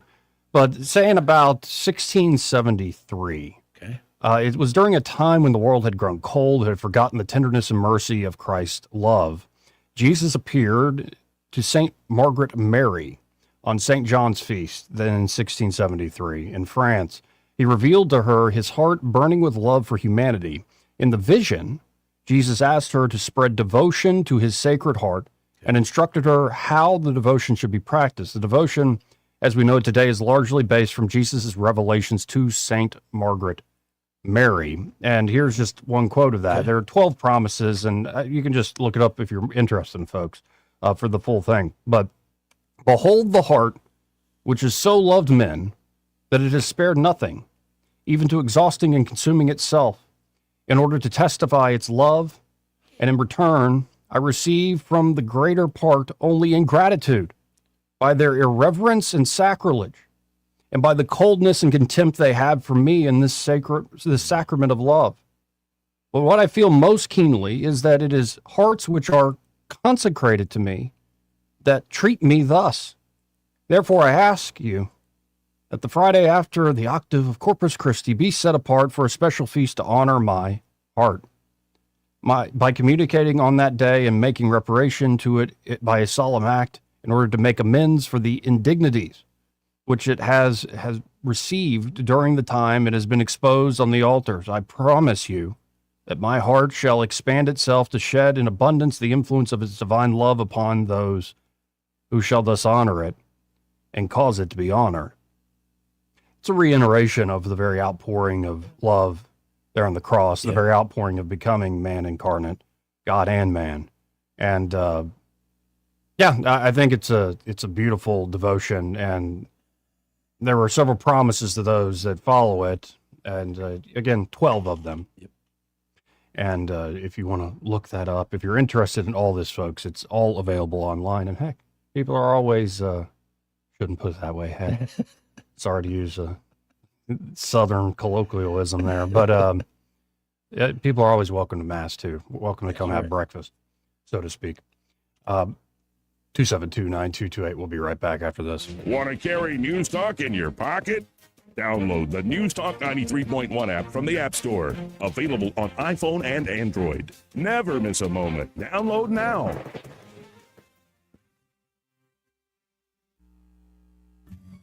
Lunch should be comforting and done right. At Epicure and Jack's Tavern, their meat and three is scratch made to order, not scooped from a steam table. Real cooking, real portions. And for guests 60 and over, it's just $10.99. It's familiar food, elevated, served with care. Lunch at Epicure and Jack's Tavern. Classic Southern comfort, a step above the rest. We get this question all the time. Do you handle that? Buying or selling a home? Yes. Commercial? Yes. Land or investments? Absolutely. Hannah and Eddie Realty Group. One team. Every real estate move. 334-322-0662. This hour of news and views is brought to you by our good friends at Alabama Home Mortgage. Alabama Home Mortgage, 567-4223. Visit them on the web at myalabamahomemortgage.com. NMLS number 1586368, an equal housing lender. On FM, on your smartphone, and online, the River Region's most trusted voice. News Talk 93.1 FM WACV.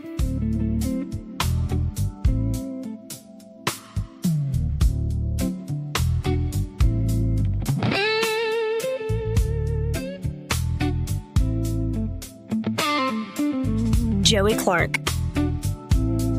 Welcome back to the program. I'm your host, Joey Clark. Troy Carrico here in the studio with me.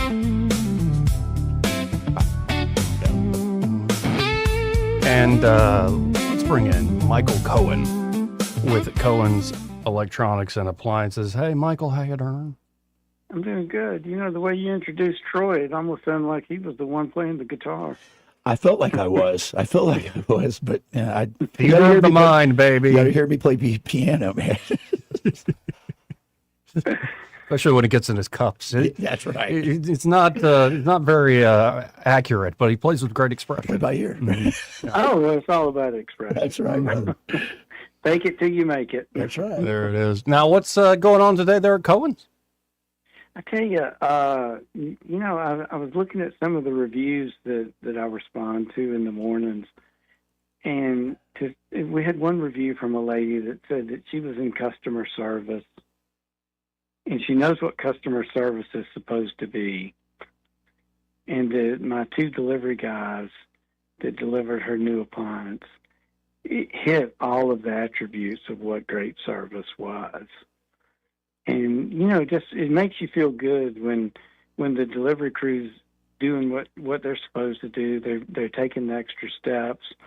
You know, there's nobody out there watching them do the install except for the customer.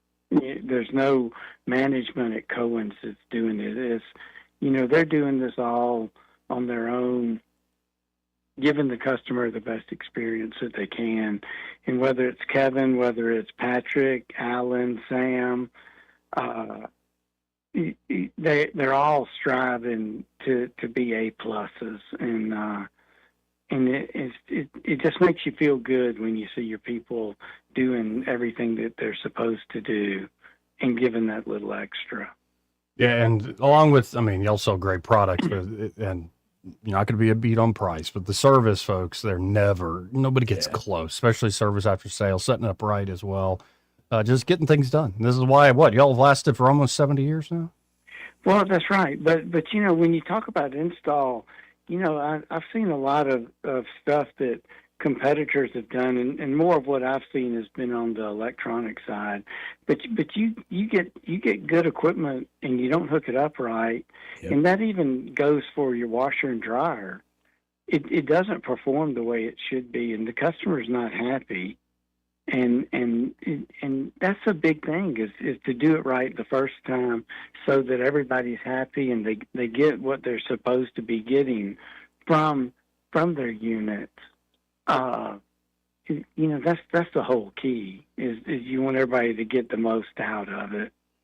Well, and there is something about it, you know, a big purchase, like a new fridge or a new washer dryer unit or a new TV, or I'm going to build a theater room. You want it to be the service to be up there with that big of an expense, if that makes any sense, folks. And they deliver all day, every day there at Cohen's.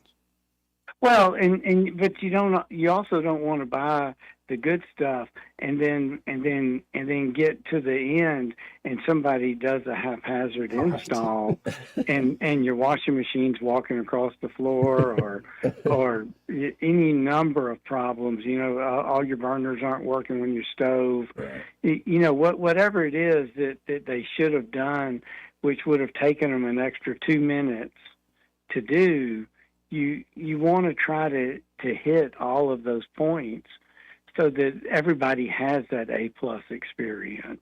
Here. Well, folks, you can always check them out online at thinkowens.com, but I really encourage you to stop by. That's 2515 Eastern Boulevard here in Montgomery, open 9 to 6 Monday through Friday, 9 to 4 on Saturdays. And when you stop by, find Michael and be like, hey, I heard you on that radio show with Joey and Troy. No Eddie to be found that day. Fast Eddie is fast. So, yeah, y'all come see us, bring us some questions, some pictures of what we're trying to upgrade, and, ask us questions, let us ask you some questions, and let us help you make the right choice for whatever your needs are. Cool. Well, appreciate it, Michael, and we'll talk again soon. Yes, sir. Thank y'all. See you, buddy. Again, that's Michael Cohen with Cohen's Electronics and Appliances, and we got a whole hour coming up. Yeah, we do. A whole hour. It's going by pretty quick, though. Yeah.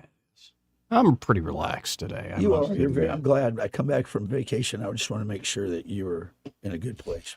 Yeah, no, life is, like I said, better than I deserve. I mean, you have good days, bad days, emotions mess with you, ups and downs of life. But I've learned if I stick to the routine, that life is pretty good and better than I deserve, as I often say. And once we find you a girlfriend, which I'm going to start a program. Don't No, it's too late. It's already been created No. now by Robin, as he's talking. No, you are. I will bring you many, many, many suitors. AKV matchmaking.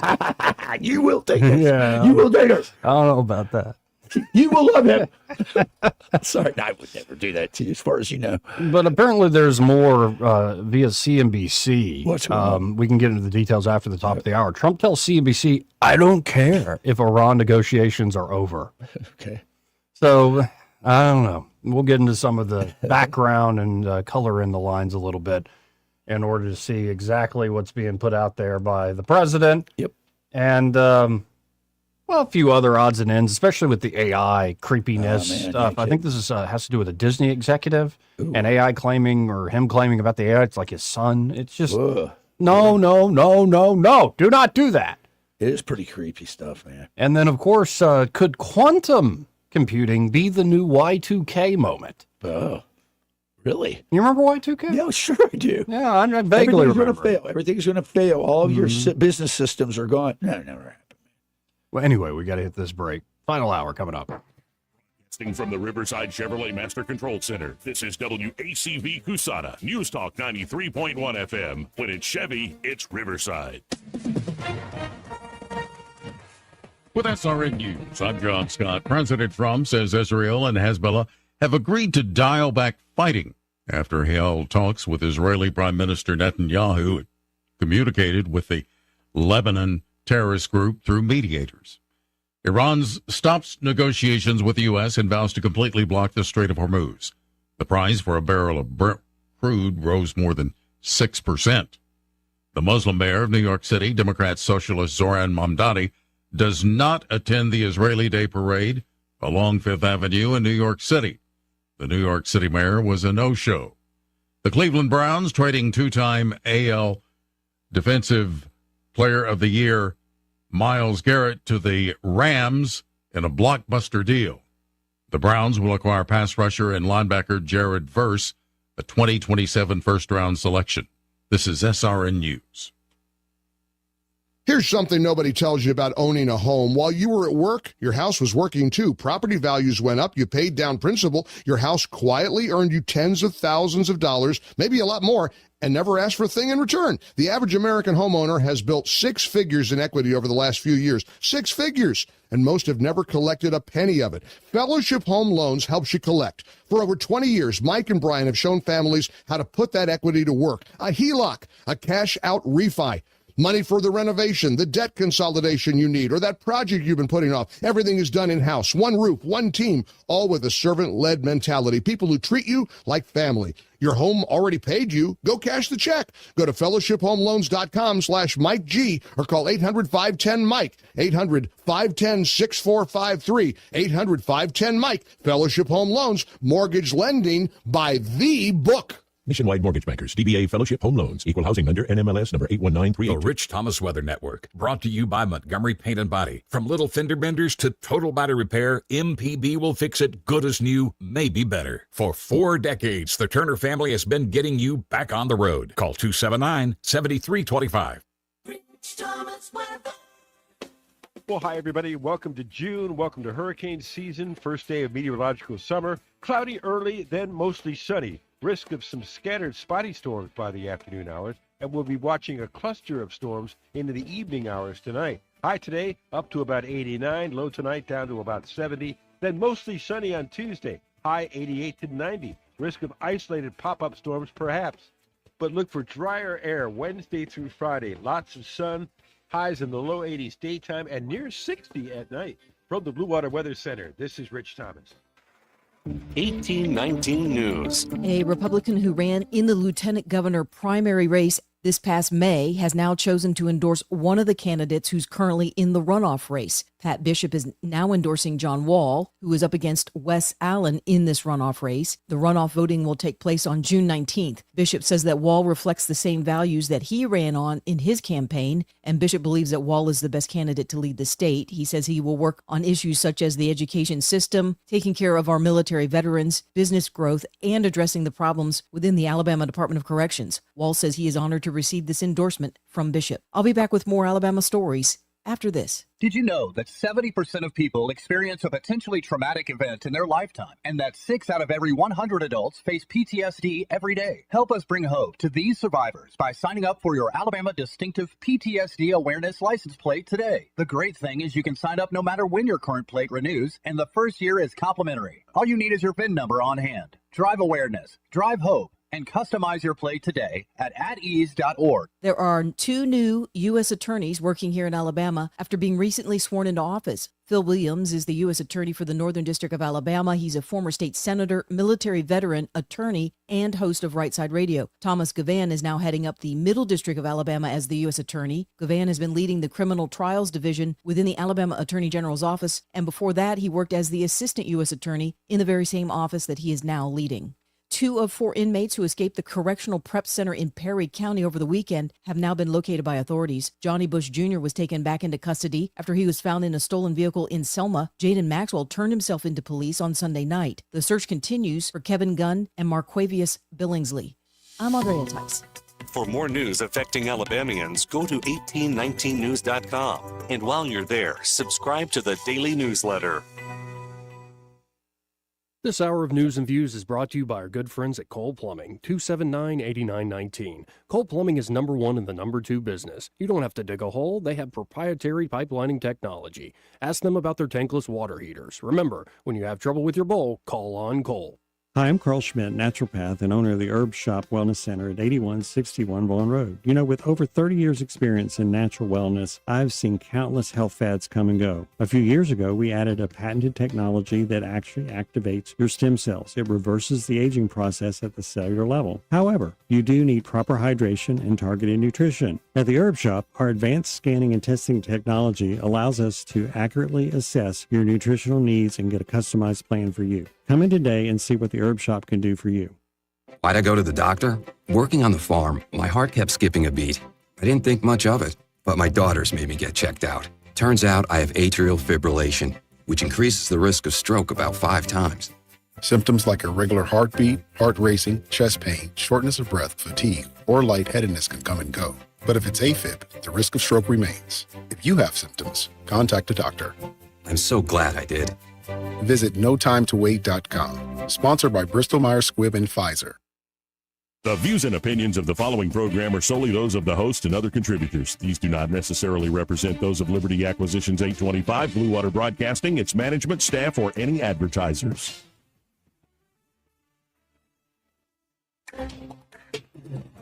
It's time for Montgomery's conversational radio show. It's News and Views on News Talk 93.1 FM. To join the conversation, call 272-9228.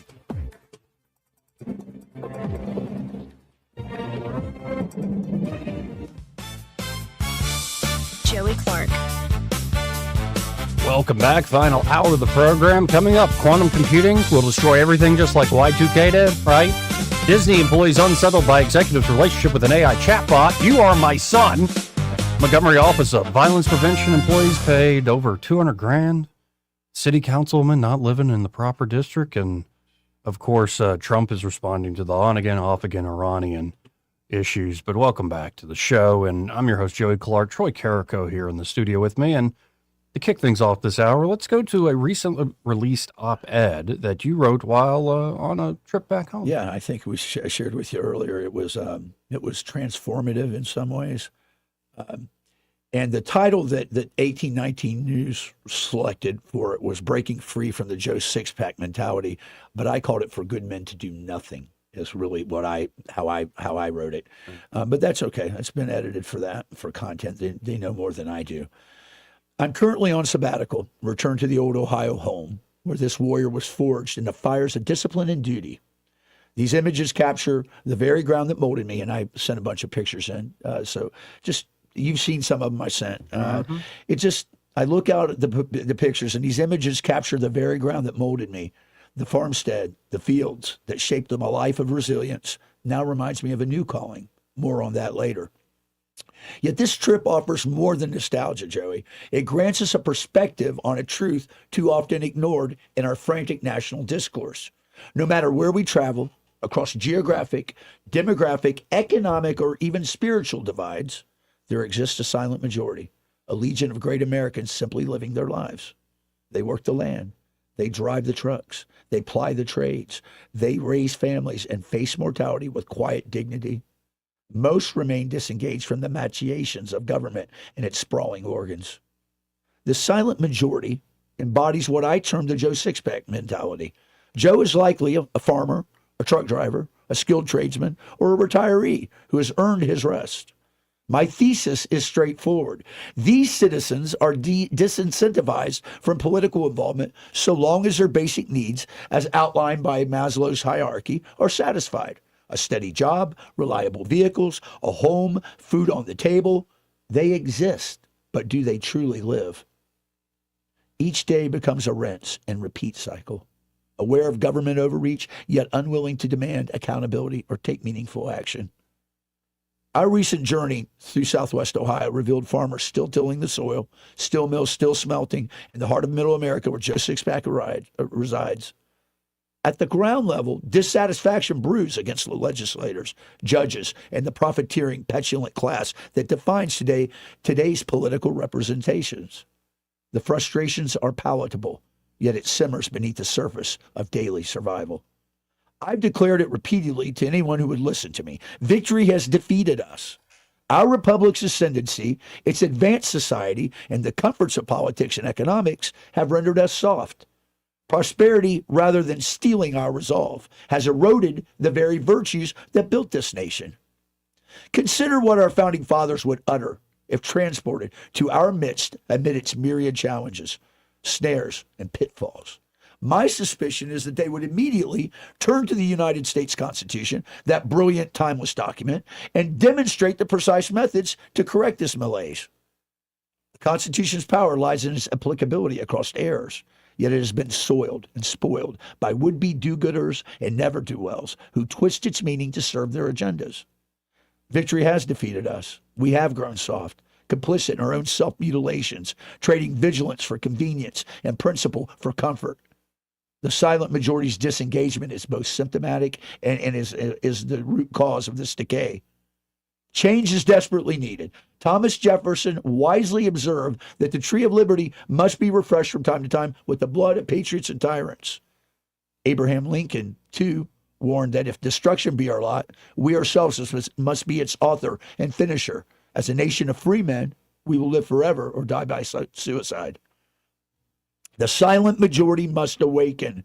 Joe Sixpack cannot remain content with mere existence, while the republic he indirectly sustains crumbles around him under the weight of unchecked power and moral decay. Our forebears did not endure this hardship and forge a new order so that their descendants might slumber in apathy. These Ohio fields whisper a reminder of simpler times when connection to land and labor fosters strength of character. We must reclaim that spirit, not through violence, but through renewed civic engagement, rooted in constitutional fidelity. The power to restore our republic lies not in distant capitals, but in the hands of ordinary Americans, willing to reject softness, embrace the demanding call of liberty. Let us honor this legacy of our formative grounds by refusing the easy path of disengagement. The Constitution awaits our rediscovery. Its principles, unsullied by modern distortions, provide the map to renewal. We stand at a crossroads where complacency leads to suicide, but vigilance promises perpetuity. The choice, as always, rests with us, the people, particularly that vast silent majority now called to speak. The fields of Ohio, the mills of the Midwest, the farms that still feed a nation, all testify to the enduring strength of a common American. It is time they and we demand better for those who serve or fail to serve in our name. Victory has softened us, but defeat is not inevitable, Joey. Revival begins when the silent majority finds its voice and the Joe Sixpacks of this land remember their birthright as free citizens. Amen. No, and I like that you did not end on a theory of decline. You ended on, no, we're Hope. American, dadgummit. Yep. Let's have hope. And ratchet up.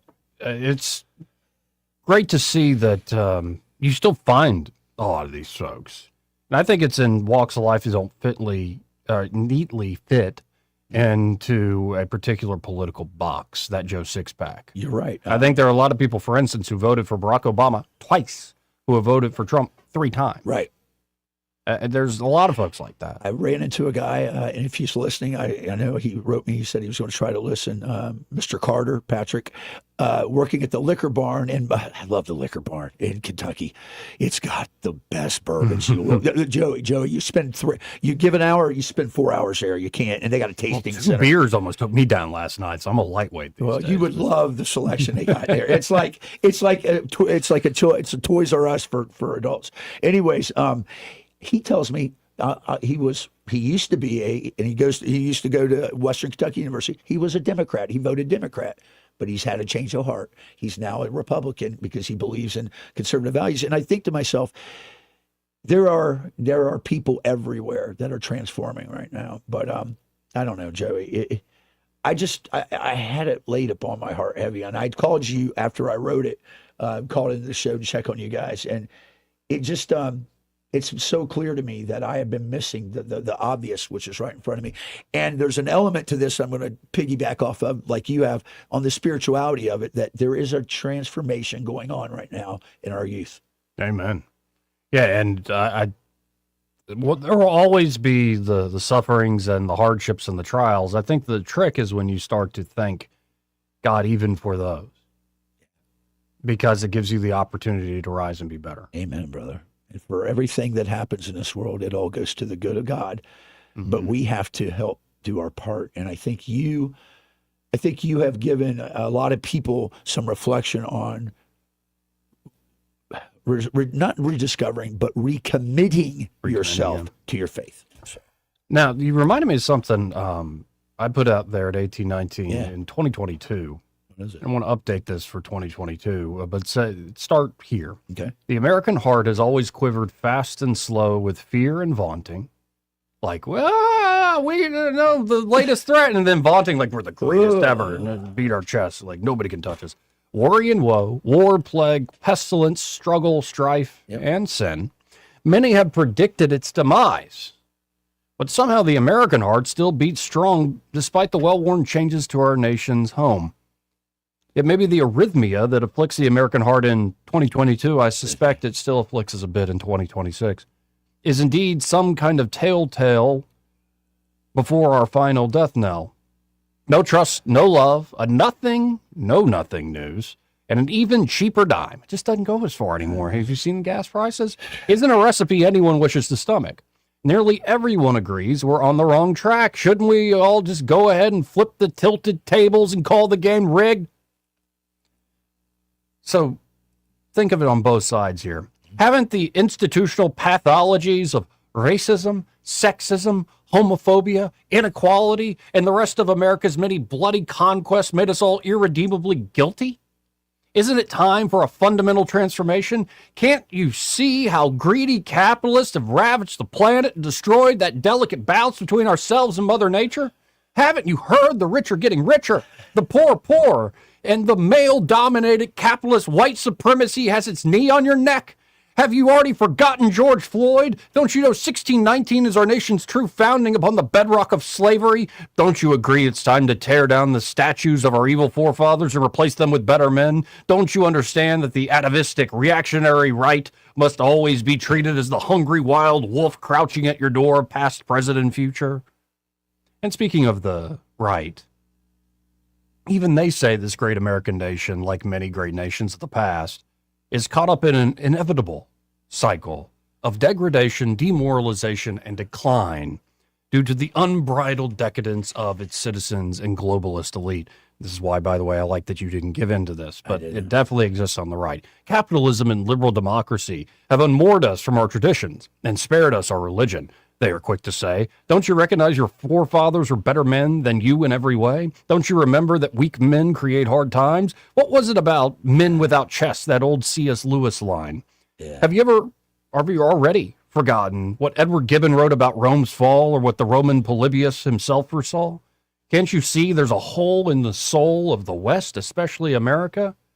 So the point is, there's a lot of pessimists on the left and the right who, for very different reasons, predicted, are predicting, and some actively cheering America's decline and demise. And they're not completely wrong in their critiques. That's why they sting. Bad news is America's institutions are indeed failing many Americans today, as you just laid out, Troy. But these prophets of doom aren't fully right either. Good news is this is all nothing new. Neither the predictions of decline nor the failing institutions. We've been here before, only to adapt and overcome. This is Arthur Herman. Regardless of the country, regardless of the era, and regardless of political persuasion, writes Arthur Herman in his book, The Idea of Decline in Western History, all these authors have shared the same prophetic vision. The capitalist bourgeoisie civilization of their day, whether in 1846, 1886, 1946, or 1996, is doomed to self-destruction.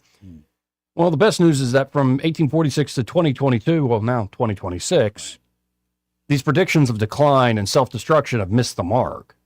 From eco-pessimist fears of climate disaster to cultural pessimism's obsession with identity politics to the many conservative theories of decadence, the United States has survived for now. But why? Because the American heart was originally forged and has been recast time and time again in the fire and ice of conflict and reconciliation, each time to uphold American life and liberty so that men may be free to make their own mark on history's march. The American heart does not play victim to history, but instead holds an enduring faith in a free people's capacity to master history, to brave and tame the unknown. Despite the sound and fury of our politics, despite our warranted distrust of our institutions, such things can be remade in the light of our best traditions and qualities, especially our belief in God Almighty. I just added that by the passage of time. So, I was thinking about that in 2022. I still think a lot of that applies to today. I did too. But there is something about when you look at our history and all the potential decline and all the potential fall off and a lot of the trials and the strife, that's right. If we instead thank God for that and get back to, well, the Joe Sixpack. That's right. To the farmer, to the steel worker. Average dude down the street. As you were just laying out, and I would say the soldier, maybe even the enlisted man who doesn't get a lot of the credit, and some of the officers. No, they listen. You know what about the academics, though, at the Air War College? Definitely not. Listen, one of the funny things, you appreciate this, is if you call someone sir, that's an NCO or senior NCO in the Army, they'll usually go, I work for a living. Don't say that, okay? Okay. Yeah. No, and I think for all the folks that are, and work much more serious than what I do, or folks that do media like I do, like we're not, at the end of the day, the folks that are really making this world work. In particular, not to make it too gendered, but there are a lot of men who are still in thankless positions. And for all the advances, like more women have college degrees, more women are becoming doctors and lawyers and all these things. For all the so-called equitable advances, when you look at certain trades, it's male dominated. Why? Because they're risky. Because they're dangerous. You're right. They're hard work too. Like physically, very difficult work. Like it tests a man. And I think sometimes those folks are forgotten. They are. You know, Joey, it's like in the military. For the hero that you see flying the plane or the infantryman that kicks in the door, there's dozens and dozens of people behind that making that happen. Mm-hmm. And, you know, we're all part of a machine. And to broaden this out, to not make it a partisan point, yeah. I think, and I've been waiting on this, who is going to come in and wreck the Democrat Party the way Trump wrecked the GOP? I use wrecked, I suppose, in like a wrecking ball, like Sure. a proper demolition needed to be done. Deconstruction, yeah. And I think there is so much, not to give them advice, there is so much the Democratic Party could do if somebody comes in with a wrecking ball that takes up this mantle of American renewal and does it in a way that isn't, somebody is going to strive for that, you know, red versus blue. Yeah. Somebody's going to strive for that purple mantle. Amen. That mixes red, white, and blue. Moderate. Yeah. And not just in a moderate sense, but in the sense of America's best tradition. And there's because history is so long and complicated and often gnarly, Yeah. it's who tells the best story. I think you look at the bench of the Republican Party, Vance is going to be very good at that. Rubio is going to be very good at telling a story like that. You got to wonder, will the Democrats go with AOC? Will they go with Gavin Newsom? Will they go with all these names we know? Or will somebody come out of the woodwork and surprise people? Say a Democrat who maybe voted for Trump in 2024. Possibly. Like, you know, I think it won't be Joe Rogan, literally. But I look at that sort of person that has been liberal most of their life. They're like that 90s liberal. You don't want to say it's like a full-on comedian, live and let live guys, because it's not the right personality. But I think there are definitely folks who have always thought of themselves as on the left and now feel a bit homeless, found a little bit of a home with Trump, but they still think they could do their own thing. There is a huge lane there. Now it's a matter of money and organization. And there's this built-in, like the traditional Democratic, say corporate Democrats, the stranglehold they've had. Now it's what Trump and Elon broke with X and so many other things, but it's very hard to fight within that system. Think back on the last few primary cycles where, and he didn't really fight that hard, but Bernie Sanders taking on Hillary Clinton didn't go very well for him. I did not. And even with Barack Obama beating Clinton in the Clinton machine, he, despite all the beautiful rhetoric of the 2008 campaign, and it was very hopeful, beautiful rhetoric, he fell right into the same old game. So you got to wonder, is there somebody who has the money, has the means of organizing, that can use the newer technologies, work around the traditional system, and remake the Democrats? I don't know. I'm not betting on it. I just think it's a huge open lane for him. I agree, and I think, but I still point back to the fracturing and the splintering that's been going on with the progressives, and it's really, it's driven some of the would-be probably leaders from not wanting to be part of that, because it would be chaos if you had to lead that gaggle of cats. Well, and then you look at some of the folks they put up, like this cat in Planter. Not well, that guy. He's he's right. You know, they got him in a picture with the Ranger. Yeah, okay. I'm like, get that shirt off of him right now. Planter and James Tallarico in Texas. Yeah, and you're like, what in the world are y'all throwing down? Well, I guess everybody's got their versions of Marjorie Taylor. Honestly, and again, not to give them advice, because there's stuff that I hear Ossoff and Warnock say that it makes me like the senators from Georgia, makes me like roll my eyes. But I will say their rhetoric, their style, not to pat ourselves here in the South too much on the back, but I think if you had a Southern Democrat who leans into conservative traditions and yet does sort of the pitch for, we want to be more generous with our welfare and all this, and then, but beyond the policies, uses sort of the language of the South. It's almost like, how did Carter get her? And initially people wanted that humble thing, and who knows what mood the American people will be in after a decade of Trump. Like, it could be that there is a lane for a certain tone that's very different than the one that's dominant right now. Who knows? Don't we have Katie Britt? Sorry, Katie. Well, will she end up somebody's vice president? Possibly. Who knows? I mean, that's a whole. She's motivated for sure. Oh yeah, New York Times profile. I know. I love her. She's still a Dixiecrat. She worked for Richard Shelby. She's got that potential conservative. You know, she can cross things over. No, I like Katie. I love But Katie. yeah, she's definitely. She's ours. Yeah. It's like I kind of am rooting for the dynamic we had with Shelby and Sessions for a long time. That would be great. And I'll let y'all read in between the lines in the Senate runoff on who needs to win in order to keep that dynamic going. Yeah. But both good men. I'm not going to be upset whoever wins that race. Agreed. But if I had my preference, I would go with a certain someone who's got the Trump endorsement. Anyway, 272-9228. That's 334-272-9228 if you want to get in on the conversation. Before we hit this break, 1819, Caleb Taylor over there has been doing some great, like truly investigative stuff. I saw him. Investigative report. I saw him the other day, about 2 weeks ago. Did you see him? He was on OAN talking about the redistricting. I was like, look at you in a suit. You're looking pretty good. He's a smart man. He's from Arkansas. And he's also, like, you'll notice some of the smartest people in the room, if it's like a party or something, they're quiet. Always quiet. Right. And it's like my son. He This is doesn't. like me. I'm a wallflower. I know. But you got a lot to say. You got a lot to say. Too.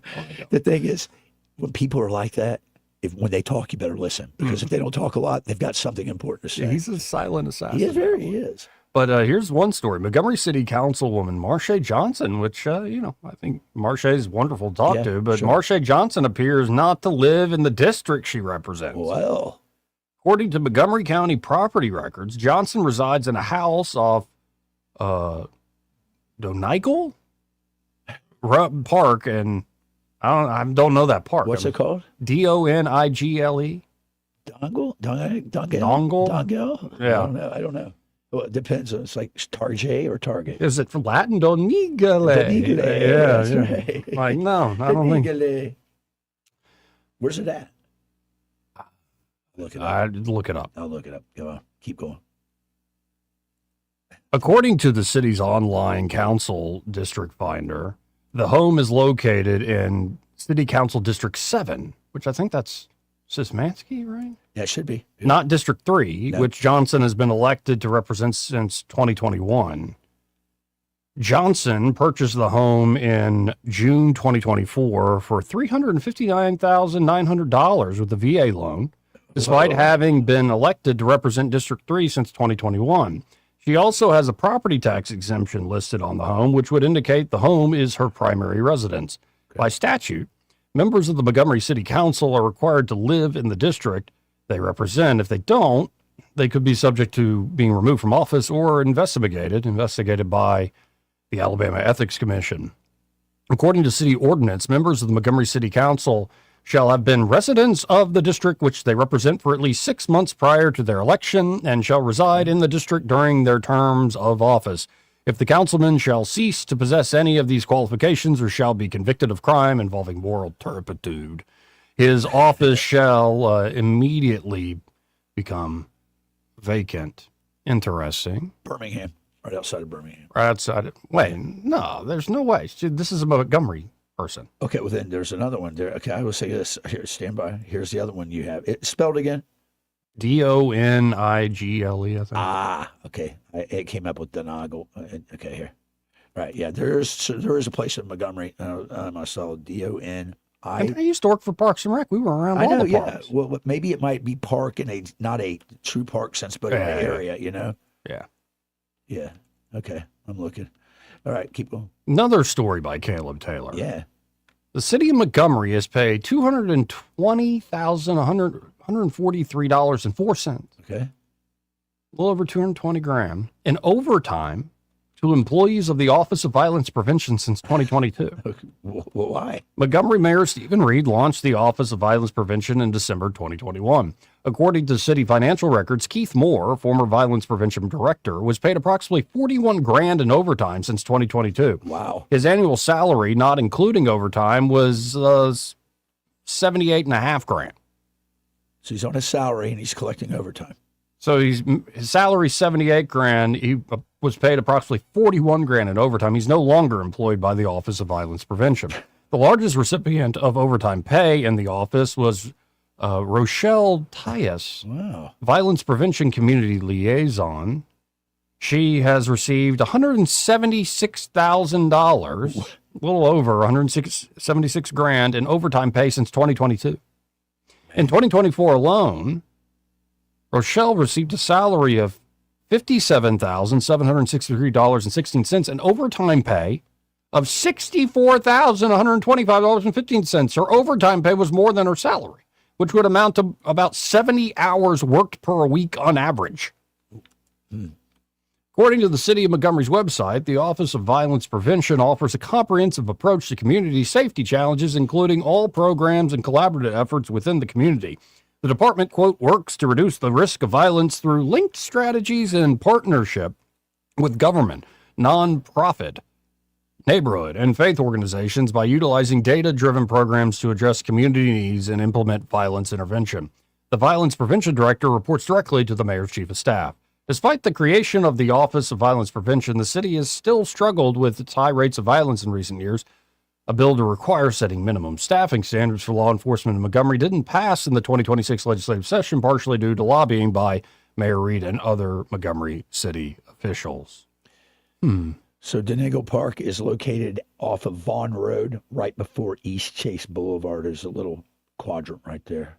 So Vaughn and East Chase, where there's a couple of Taylor houses and up Vaughn. there. Yeah. Good area. Past Taylor. Good area.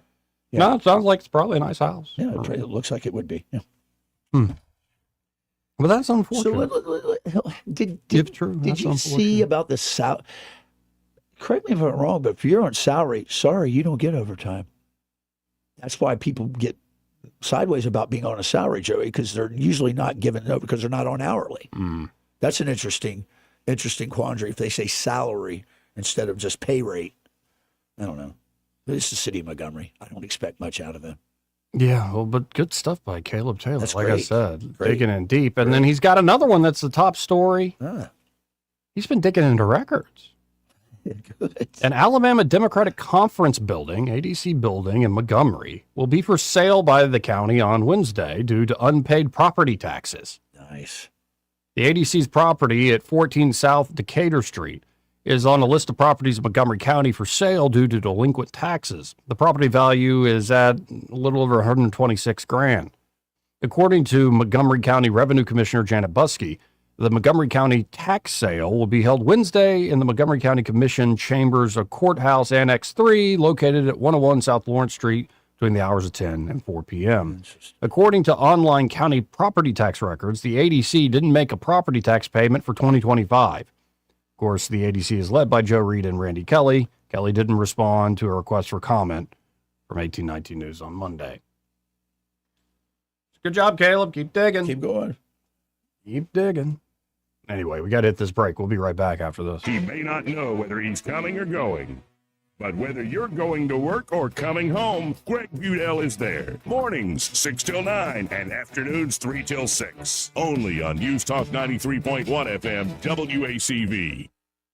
Hi, this is Bo Goodson from the Goodson Group with your Real Estate Minute. 5 reasons to get a home inspection before you close on a home. Homeowners buying their first home or their 10th home still need a home inspection performed. First, you will find out firsthand the true condition of the home, the age and state of the heating and air, the roof, electrical, and plumbing as of the date of inspection. Second, it may give you the ability to renegotiate repairs that the seller will end up paying for before closing. Third, if the results show that the repairs would be too costly, then you can opt out of the contract without losing your earnest money. Fourth, the age and state of the systems will indicate what shape the rest of the house might be in and give you the option to opt out of the transaction or renegotiate terms. Fifth, knowing what needs to be done to the house will allow you the opportunity to update the home properly to your taste. For a list of the best home inspectors in the area, call Bo Goodson at the Goodson Group at 334-221-2883 or 551-0225. The Goodson Group. Trust is the number one reason why a patient chooses a healthcare provider. Adams Drugs has been your trusted healthcare provider since 1962 and has been voted the number one pharmacy in the River region for many years. We strive each and every day to provide you the level of health care you have come to expect from Adams Drugs. The employees at Adams Drugs take pride in developing relationships with their patients. From making sure your prescriptions are filled correctly to getting to know you and your family's needs and following up on any questions you may have, Adams Drugs employees deliver top-notch service. We ask you to visit us at any of our locations in Montgomery, Prattville, Wetumpka, Millbrook, and Pine Level Marbury and give us a chance to earn your business. You can find us at adamsdrugs.net for the location that is nearest to you. Adams Drugs is your local, independently owned Health Mart pharmacy. Health Mart, taking the time to listen and care. For too long, Alabama's statewide news companies have shamed us for our conservative Christian values. Alabama deserves a news company that cherishes our culture, a company that isn't bought and paid for by the powers that be. 1819 News is that company. Run by Alabamians for Alabamians, 1819 News celebrates what is good and beautiful about our state, while exposing those who work against our values in secret. Just go to 1819news.com to learn more. Subscribe to our newsletter. That's 1819news.com. This is your roving reporter, and today I'm talking with a political activist. That's right, man. And could you please explain to us your red cap with the letters MMRGA? Yeah, man, this is my MARGA hat. MARGA? Yeah, man, that stands for Make My Retirement Great Again. I see. And to do that, what you need to do is call David Ernest, the asset preservationist. That's right, man. You can call David at 833-596-7233. That's 833-596-SAFE. And I understand that's a toll-free number. Yeah, man. Get David Ernest on the case, and your retirement will be great again. And you make these hats? I do. Here's a whole pile left from the last administration. And they say CPWABD. Yeah, man. Corn Pop was a bad dude. And as you said, there's a whole pile here. Well, there wasn't much demand. I can dig it. When you're hiring, have you ever felt like you're missing out on meeting great candidates? Well, they're not hard to find when you go to ZipRecruiter. ZipRecruiter helps 10 million people with their job search every day. People who are actively looking for jobs like yours. So it's easy to find the right person fast. 4 out of 5 employers who post on ZipRecruiter get a quality candidate within the first day. Try ZipRecruiter for free at ZipRecruiter.com/radio. That's ZipRecruiter.com/radio. This hour of News and Views is brought to you by our good friends at Cole Plumbing, 279-8919. Cole Plumbing is number 1 in the number 2 business. You don't have to dig a hole. They have proprietary pipelining technology. Ask them about their tankless water heaters. Remember, when you have trouble with your bowl, call on Cole. Weather, a service of H&H Carpets, where right now, get a load of this, listen close, you get a house full of carpet for $19.95 installed. Unbelievable. They're located at 6450 Atlanta Highway, just across from Walmart.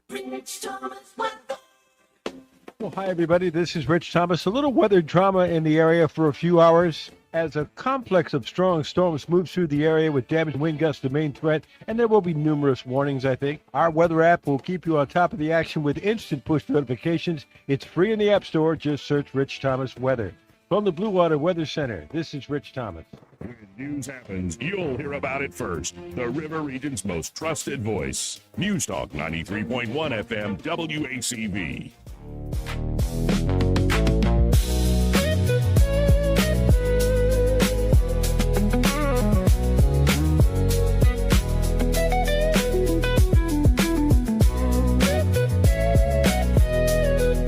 Joey Clark. Welcome back. I'm your host, Joey Clark. On the bass, we have Troy Carrico slapping the bass. I got a Fender Jaguar. Wow, I used to play bass. You did? Yeah, I was in a band. Was pretty like driving? Dashboard Saints. We were like Dashboard Saints. Yeah, we were in Oxford, Mississippi when I was a grad student. You still got some tracks? We played. Listen, we were on a small label called. Yeah, I'll bring some. Earache Records out of Austin, Texas. It's a true story. My mom could not stand it. I didn't know this. I had long hair when I was a grad student. It was great, man. Let's go to Paul. Hey, Paul, how you doing? Hello, Joey. Hello, Troy. Hello, Troy. Yes, sir. I'm kind of like you on that about how in the world does somebody on salary get paid OT? I don't get it, man. If you're on salary, you're not eligible for OT. Unless you have to be. Good, yeah. Yeah, you have to be being paid on the hour to be eligible. That's right. for That's OT. right. But there is a way you can get paid. Let's be honest. Overtime, if you're on salary, you got to do a class action lawsuit and sue them and say that you're really doing hourly work. The truth of the matter is, you and I both know. You and I both know that overtime. Maybe they'll say it's bonuses, Joey. I don't know, but that doesn't sound right, does it, Paul? It absolutely does not.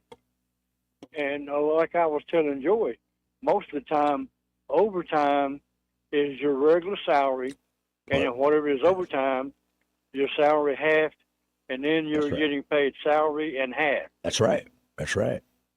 So if they're being paid bi-weekly or monthly, you have to go back and break down the actual hours that they worked, subtract what they have for the total hours, or I don't know what their regular time would be, right? And then what's left would be classified as OT if you're eligible for overtime pay.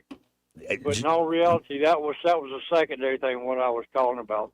I was just wondering, Joe, this is a question I wanted to throw at you and Troy. Mm-hmm. Let's say Mr. Trump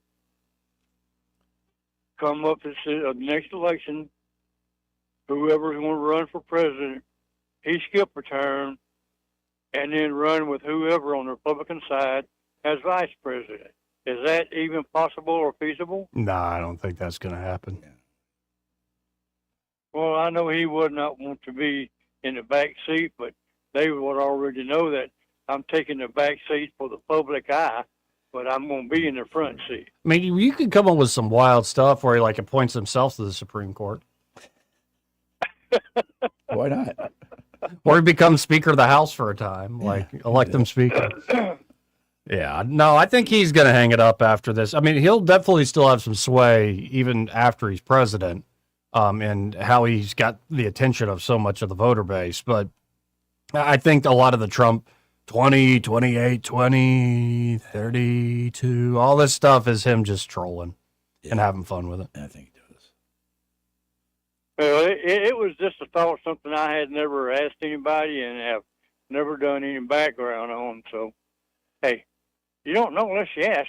That's right. You know what the dumbest question in the world is? The one not asked, they said. But I've been in some classes in the Army where they shouldn't have asked that question. It's like, mouth, young man. That's what they say. Yeah, there's some things that are just better. You're right. You know what I'm talking about. And wait till you get somebody off to the side. Yep. That's kind of partial to you. You're a very wise Hey, man. look, You're very wise I man. am. I wasn't sure about what he was bringing up. Can I ask you a question one-on-one?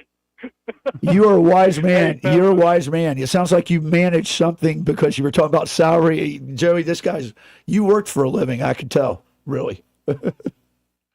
Troy, I have been working since I was 8 years old. That's Me what and I'm my talking brothers. Man. And we grew up in the era before they started slapping that stuff around about, children shouldn't be able to have to work until they're. No, you teach them when they're young, and then they value what a dollar is. So I mean, you ain't got to get out there and slave them. So I love your story. I'm going to tell you why. I just came back from Ohio. I grew up on a farmland up there, and I swore I'd never farm.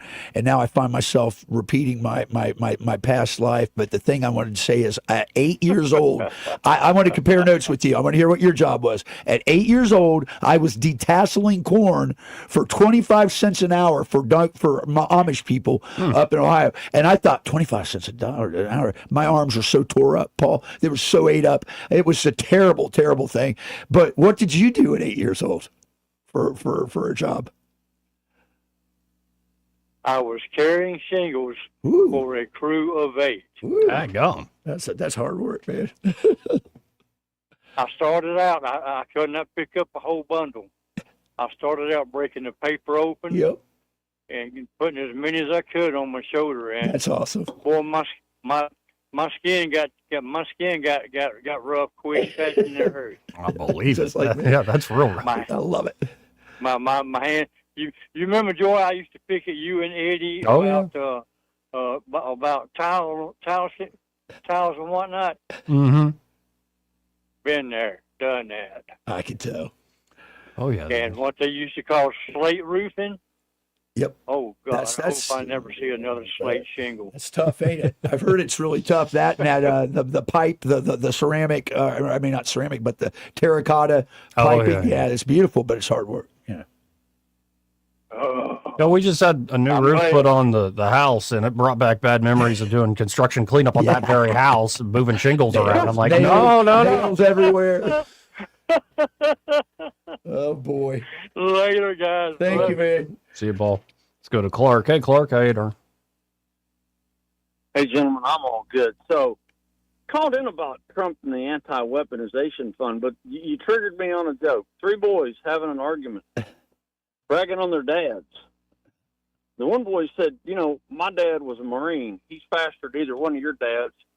Really, what can he do? Well, he can run 3 miles in 18 minutes. And the other boy said, you know, that's fast, but my dad played football, and he can run a 40 in 4.2 seconds. And the first boy said, that's pretty fast. That is. And the third boy said, well, your dads are both fast, but my dad's faster than either one of them. Well, what can your dad do? Well, my dad's on salary with the city, and they get off at 5 every day, but every day he's home by 4:15. That's funny. So that's funny. There you are with that. Now, I saw where Mike Pence raised his ugly head this weekend and had comments on the anti-weaponization thing. Yeah. Now, is there anybody in America, or no, is there anybody in the world that doesn't know that 2020 was stolen at this point? Granted, there are people that won't admit it, but is there anybody that doesn't know it? I'm sure there are a few who are probably blissfully out in nature and aware of nothing. I think everybody knows it was stolen. So let's do this. At least on the right, from now on, when we refer to the people prosecuted for J6, they are no longer insurrectionists. They are J6 correctionists. Because they were absolutely correct. It was stolen. Now, anybody that won't admit it was stolen, let's call them a theft denier. There you go. We'll just flip that around. And, you know, I think the president's absolutely right. The people that were targeted, because the whole purpose of that was, as an aside, to give them an excuse to try some kind of out-of-office impeachment with him. But the main thing was to send a message to us that you better not protest any more abominations we might commit, or we'll come after you like this. And I do think those people need to be made whole, but I think it needs to be done in such a way that it disincentivizes the behavior in the future. How about, well, I don't know, Nancy Pelosi, Liz Cheney, Jack Smith, anybody involved, FBI agents that served warrants on grandmothers at 4 a.m. Yeah. And I'm sorry, but I was only following the orders. It's not a good excuse. Nope. Take everything they have and put it in the fund. And then whatever difference there is, you can talk about taxpayers making up that difference. But I think the behavior's got to be disincentivized. Or punished. Well, that's exactly. I can't think of a better way to do it than, you know, okay, y'all went after these people. Everything you got's going in the pot. You know what? You're going to laugh when I say this, Clark. And Joey, you'll probably roll your eyes. But I was talking to a friend. What's wrong with tar and feathering? I mean, seriously, tar and feathering and throwing them out in public. People like that. That's what they used to do. And listen, that it's hard is to the right idea.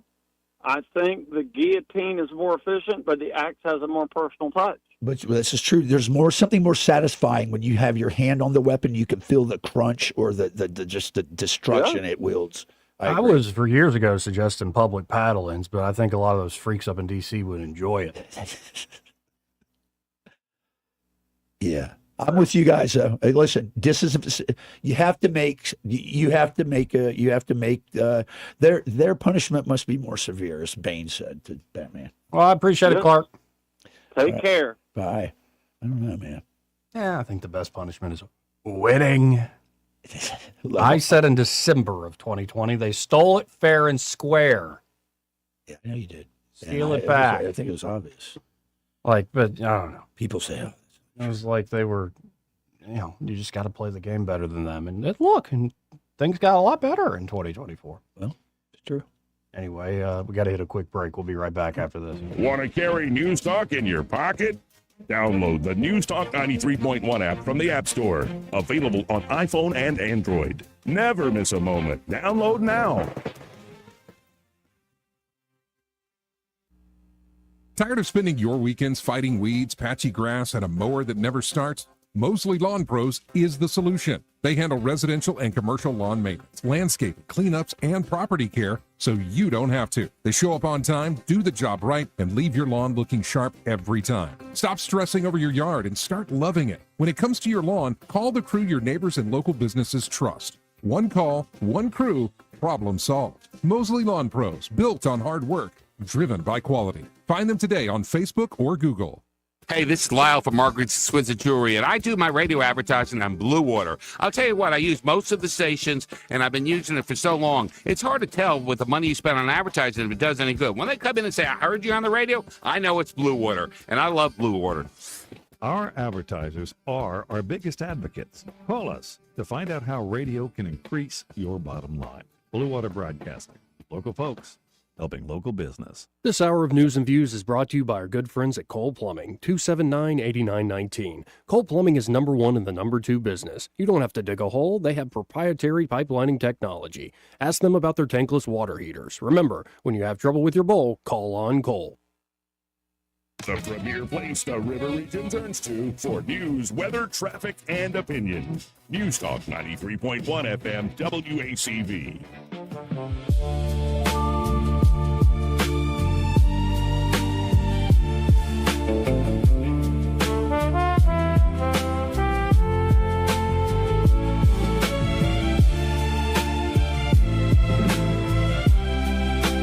Joey Clark.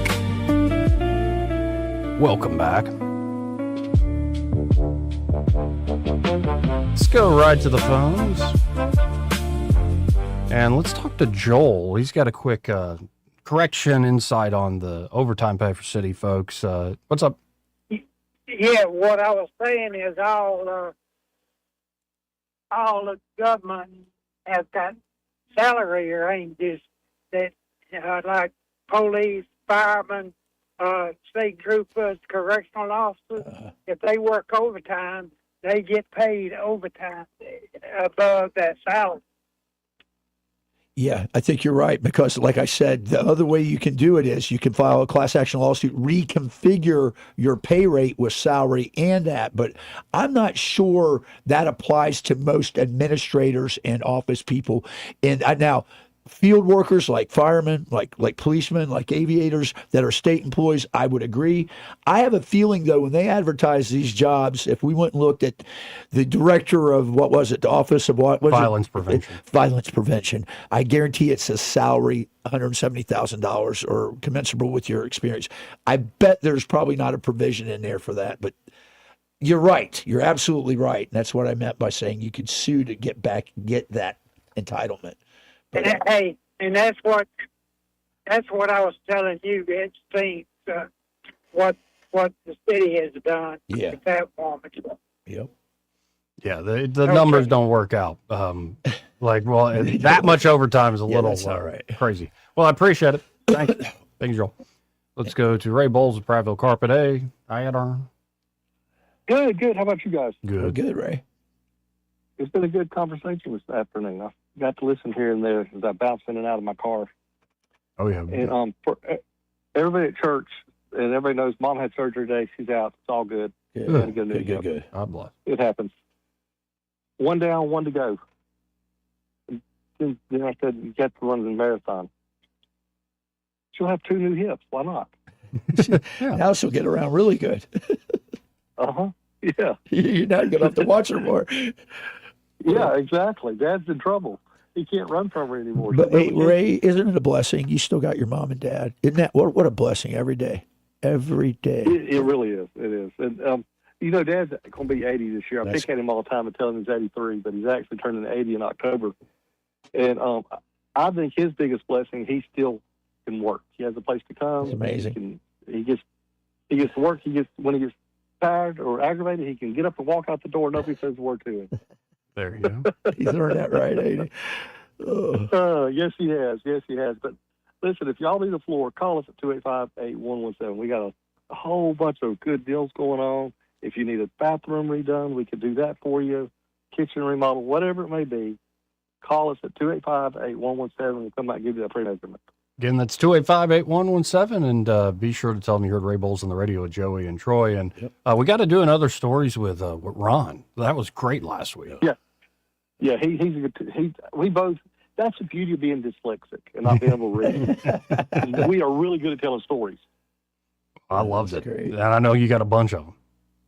Yeah, the girls have always said we need to write a book about all your stories that you used to tell us when we were kids. Because instead of reading books to them, I just go in there and tell them stories at night. Because it would take me. I could do it so much faster than trying to read Mr. Whatever it is, Cat in the Hat. Dr. Seuss? Yeah, awful. Yeah, Dr. Seuss, yeah. Just let me tell you a story. They love them, and it makes it's fun telling good stories. People don't know how to tell stories anymore. You're right, they're not. It's getting to be a lost art. Yeah, some kids got Shel Silverstein, other kids got Owl Stamp stories. Exactly. And some of the stories I told them, like the little girl with the pink dress and she died at the end, it was great because they couldn't sleep for 2 days. I love it. I love that you take delight in that. That's perfect. Yes. Well, I appreciate it, Ray. We'll talk again tomorrow, man. Guys, y'all have a great day. Bye. So do our parting shot here with St. James. Hey, St. James, how you doing? I'm good, Joey. Good. We're 6 months away now from Christmas. Oh, Lord. Yeah. It's nuts. This year's flown by. It is. I know. Listen, I know the program is about to end for today, but Joey, I have my, can you hear me? Yeah.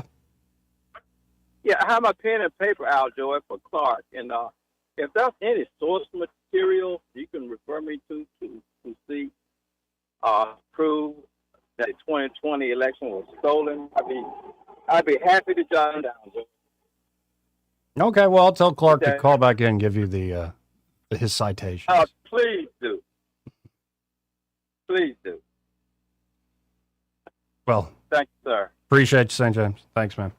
272-9228 is the number if you want to call Greg Budell. That's right. The happy hour's coming up, and we're done. This has been a show. It's been a good run. It's been a good day. I think it's been a good show. I feel like we had some pearls of wisdom that fell from other people's mouths besides ourselves. So not only thank God for a beautiful day, but thank you for a beautiful show, God. I'm so glad to be here today.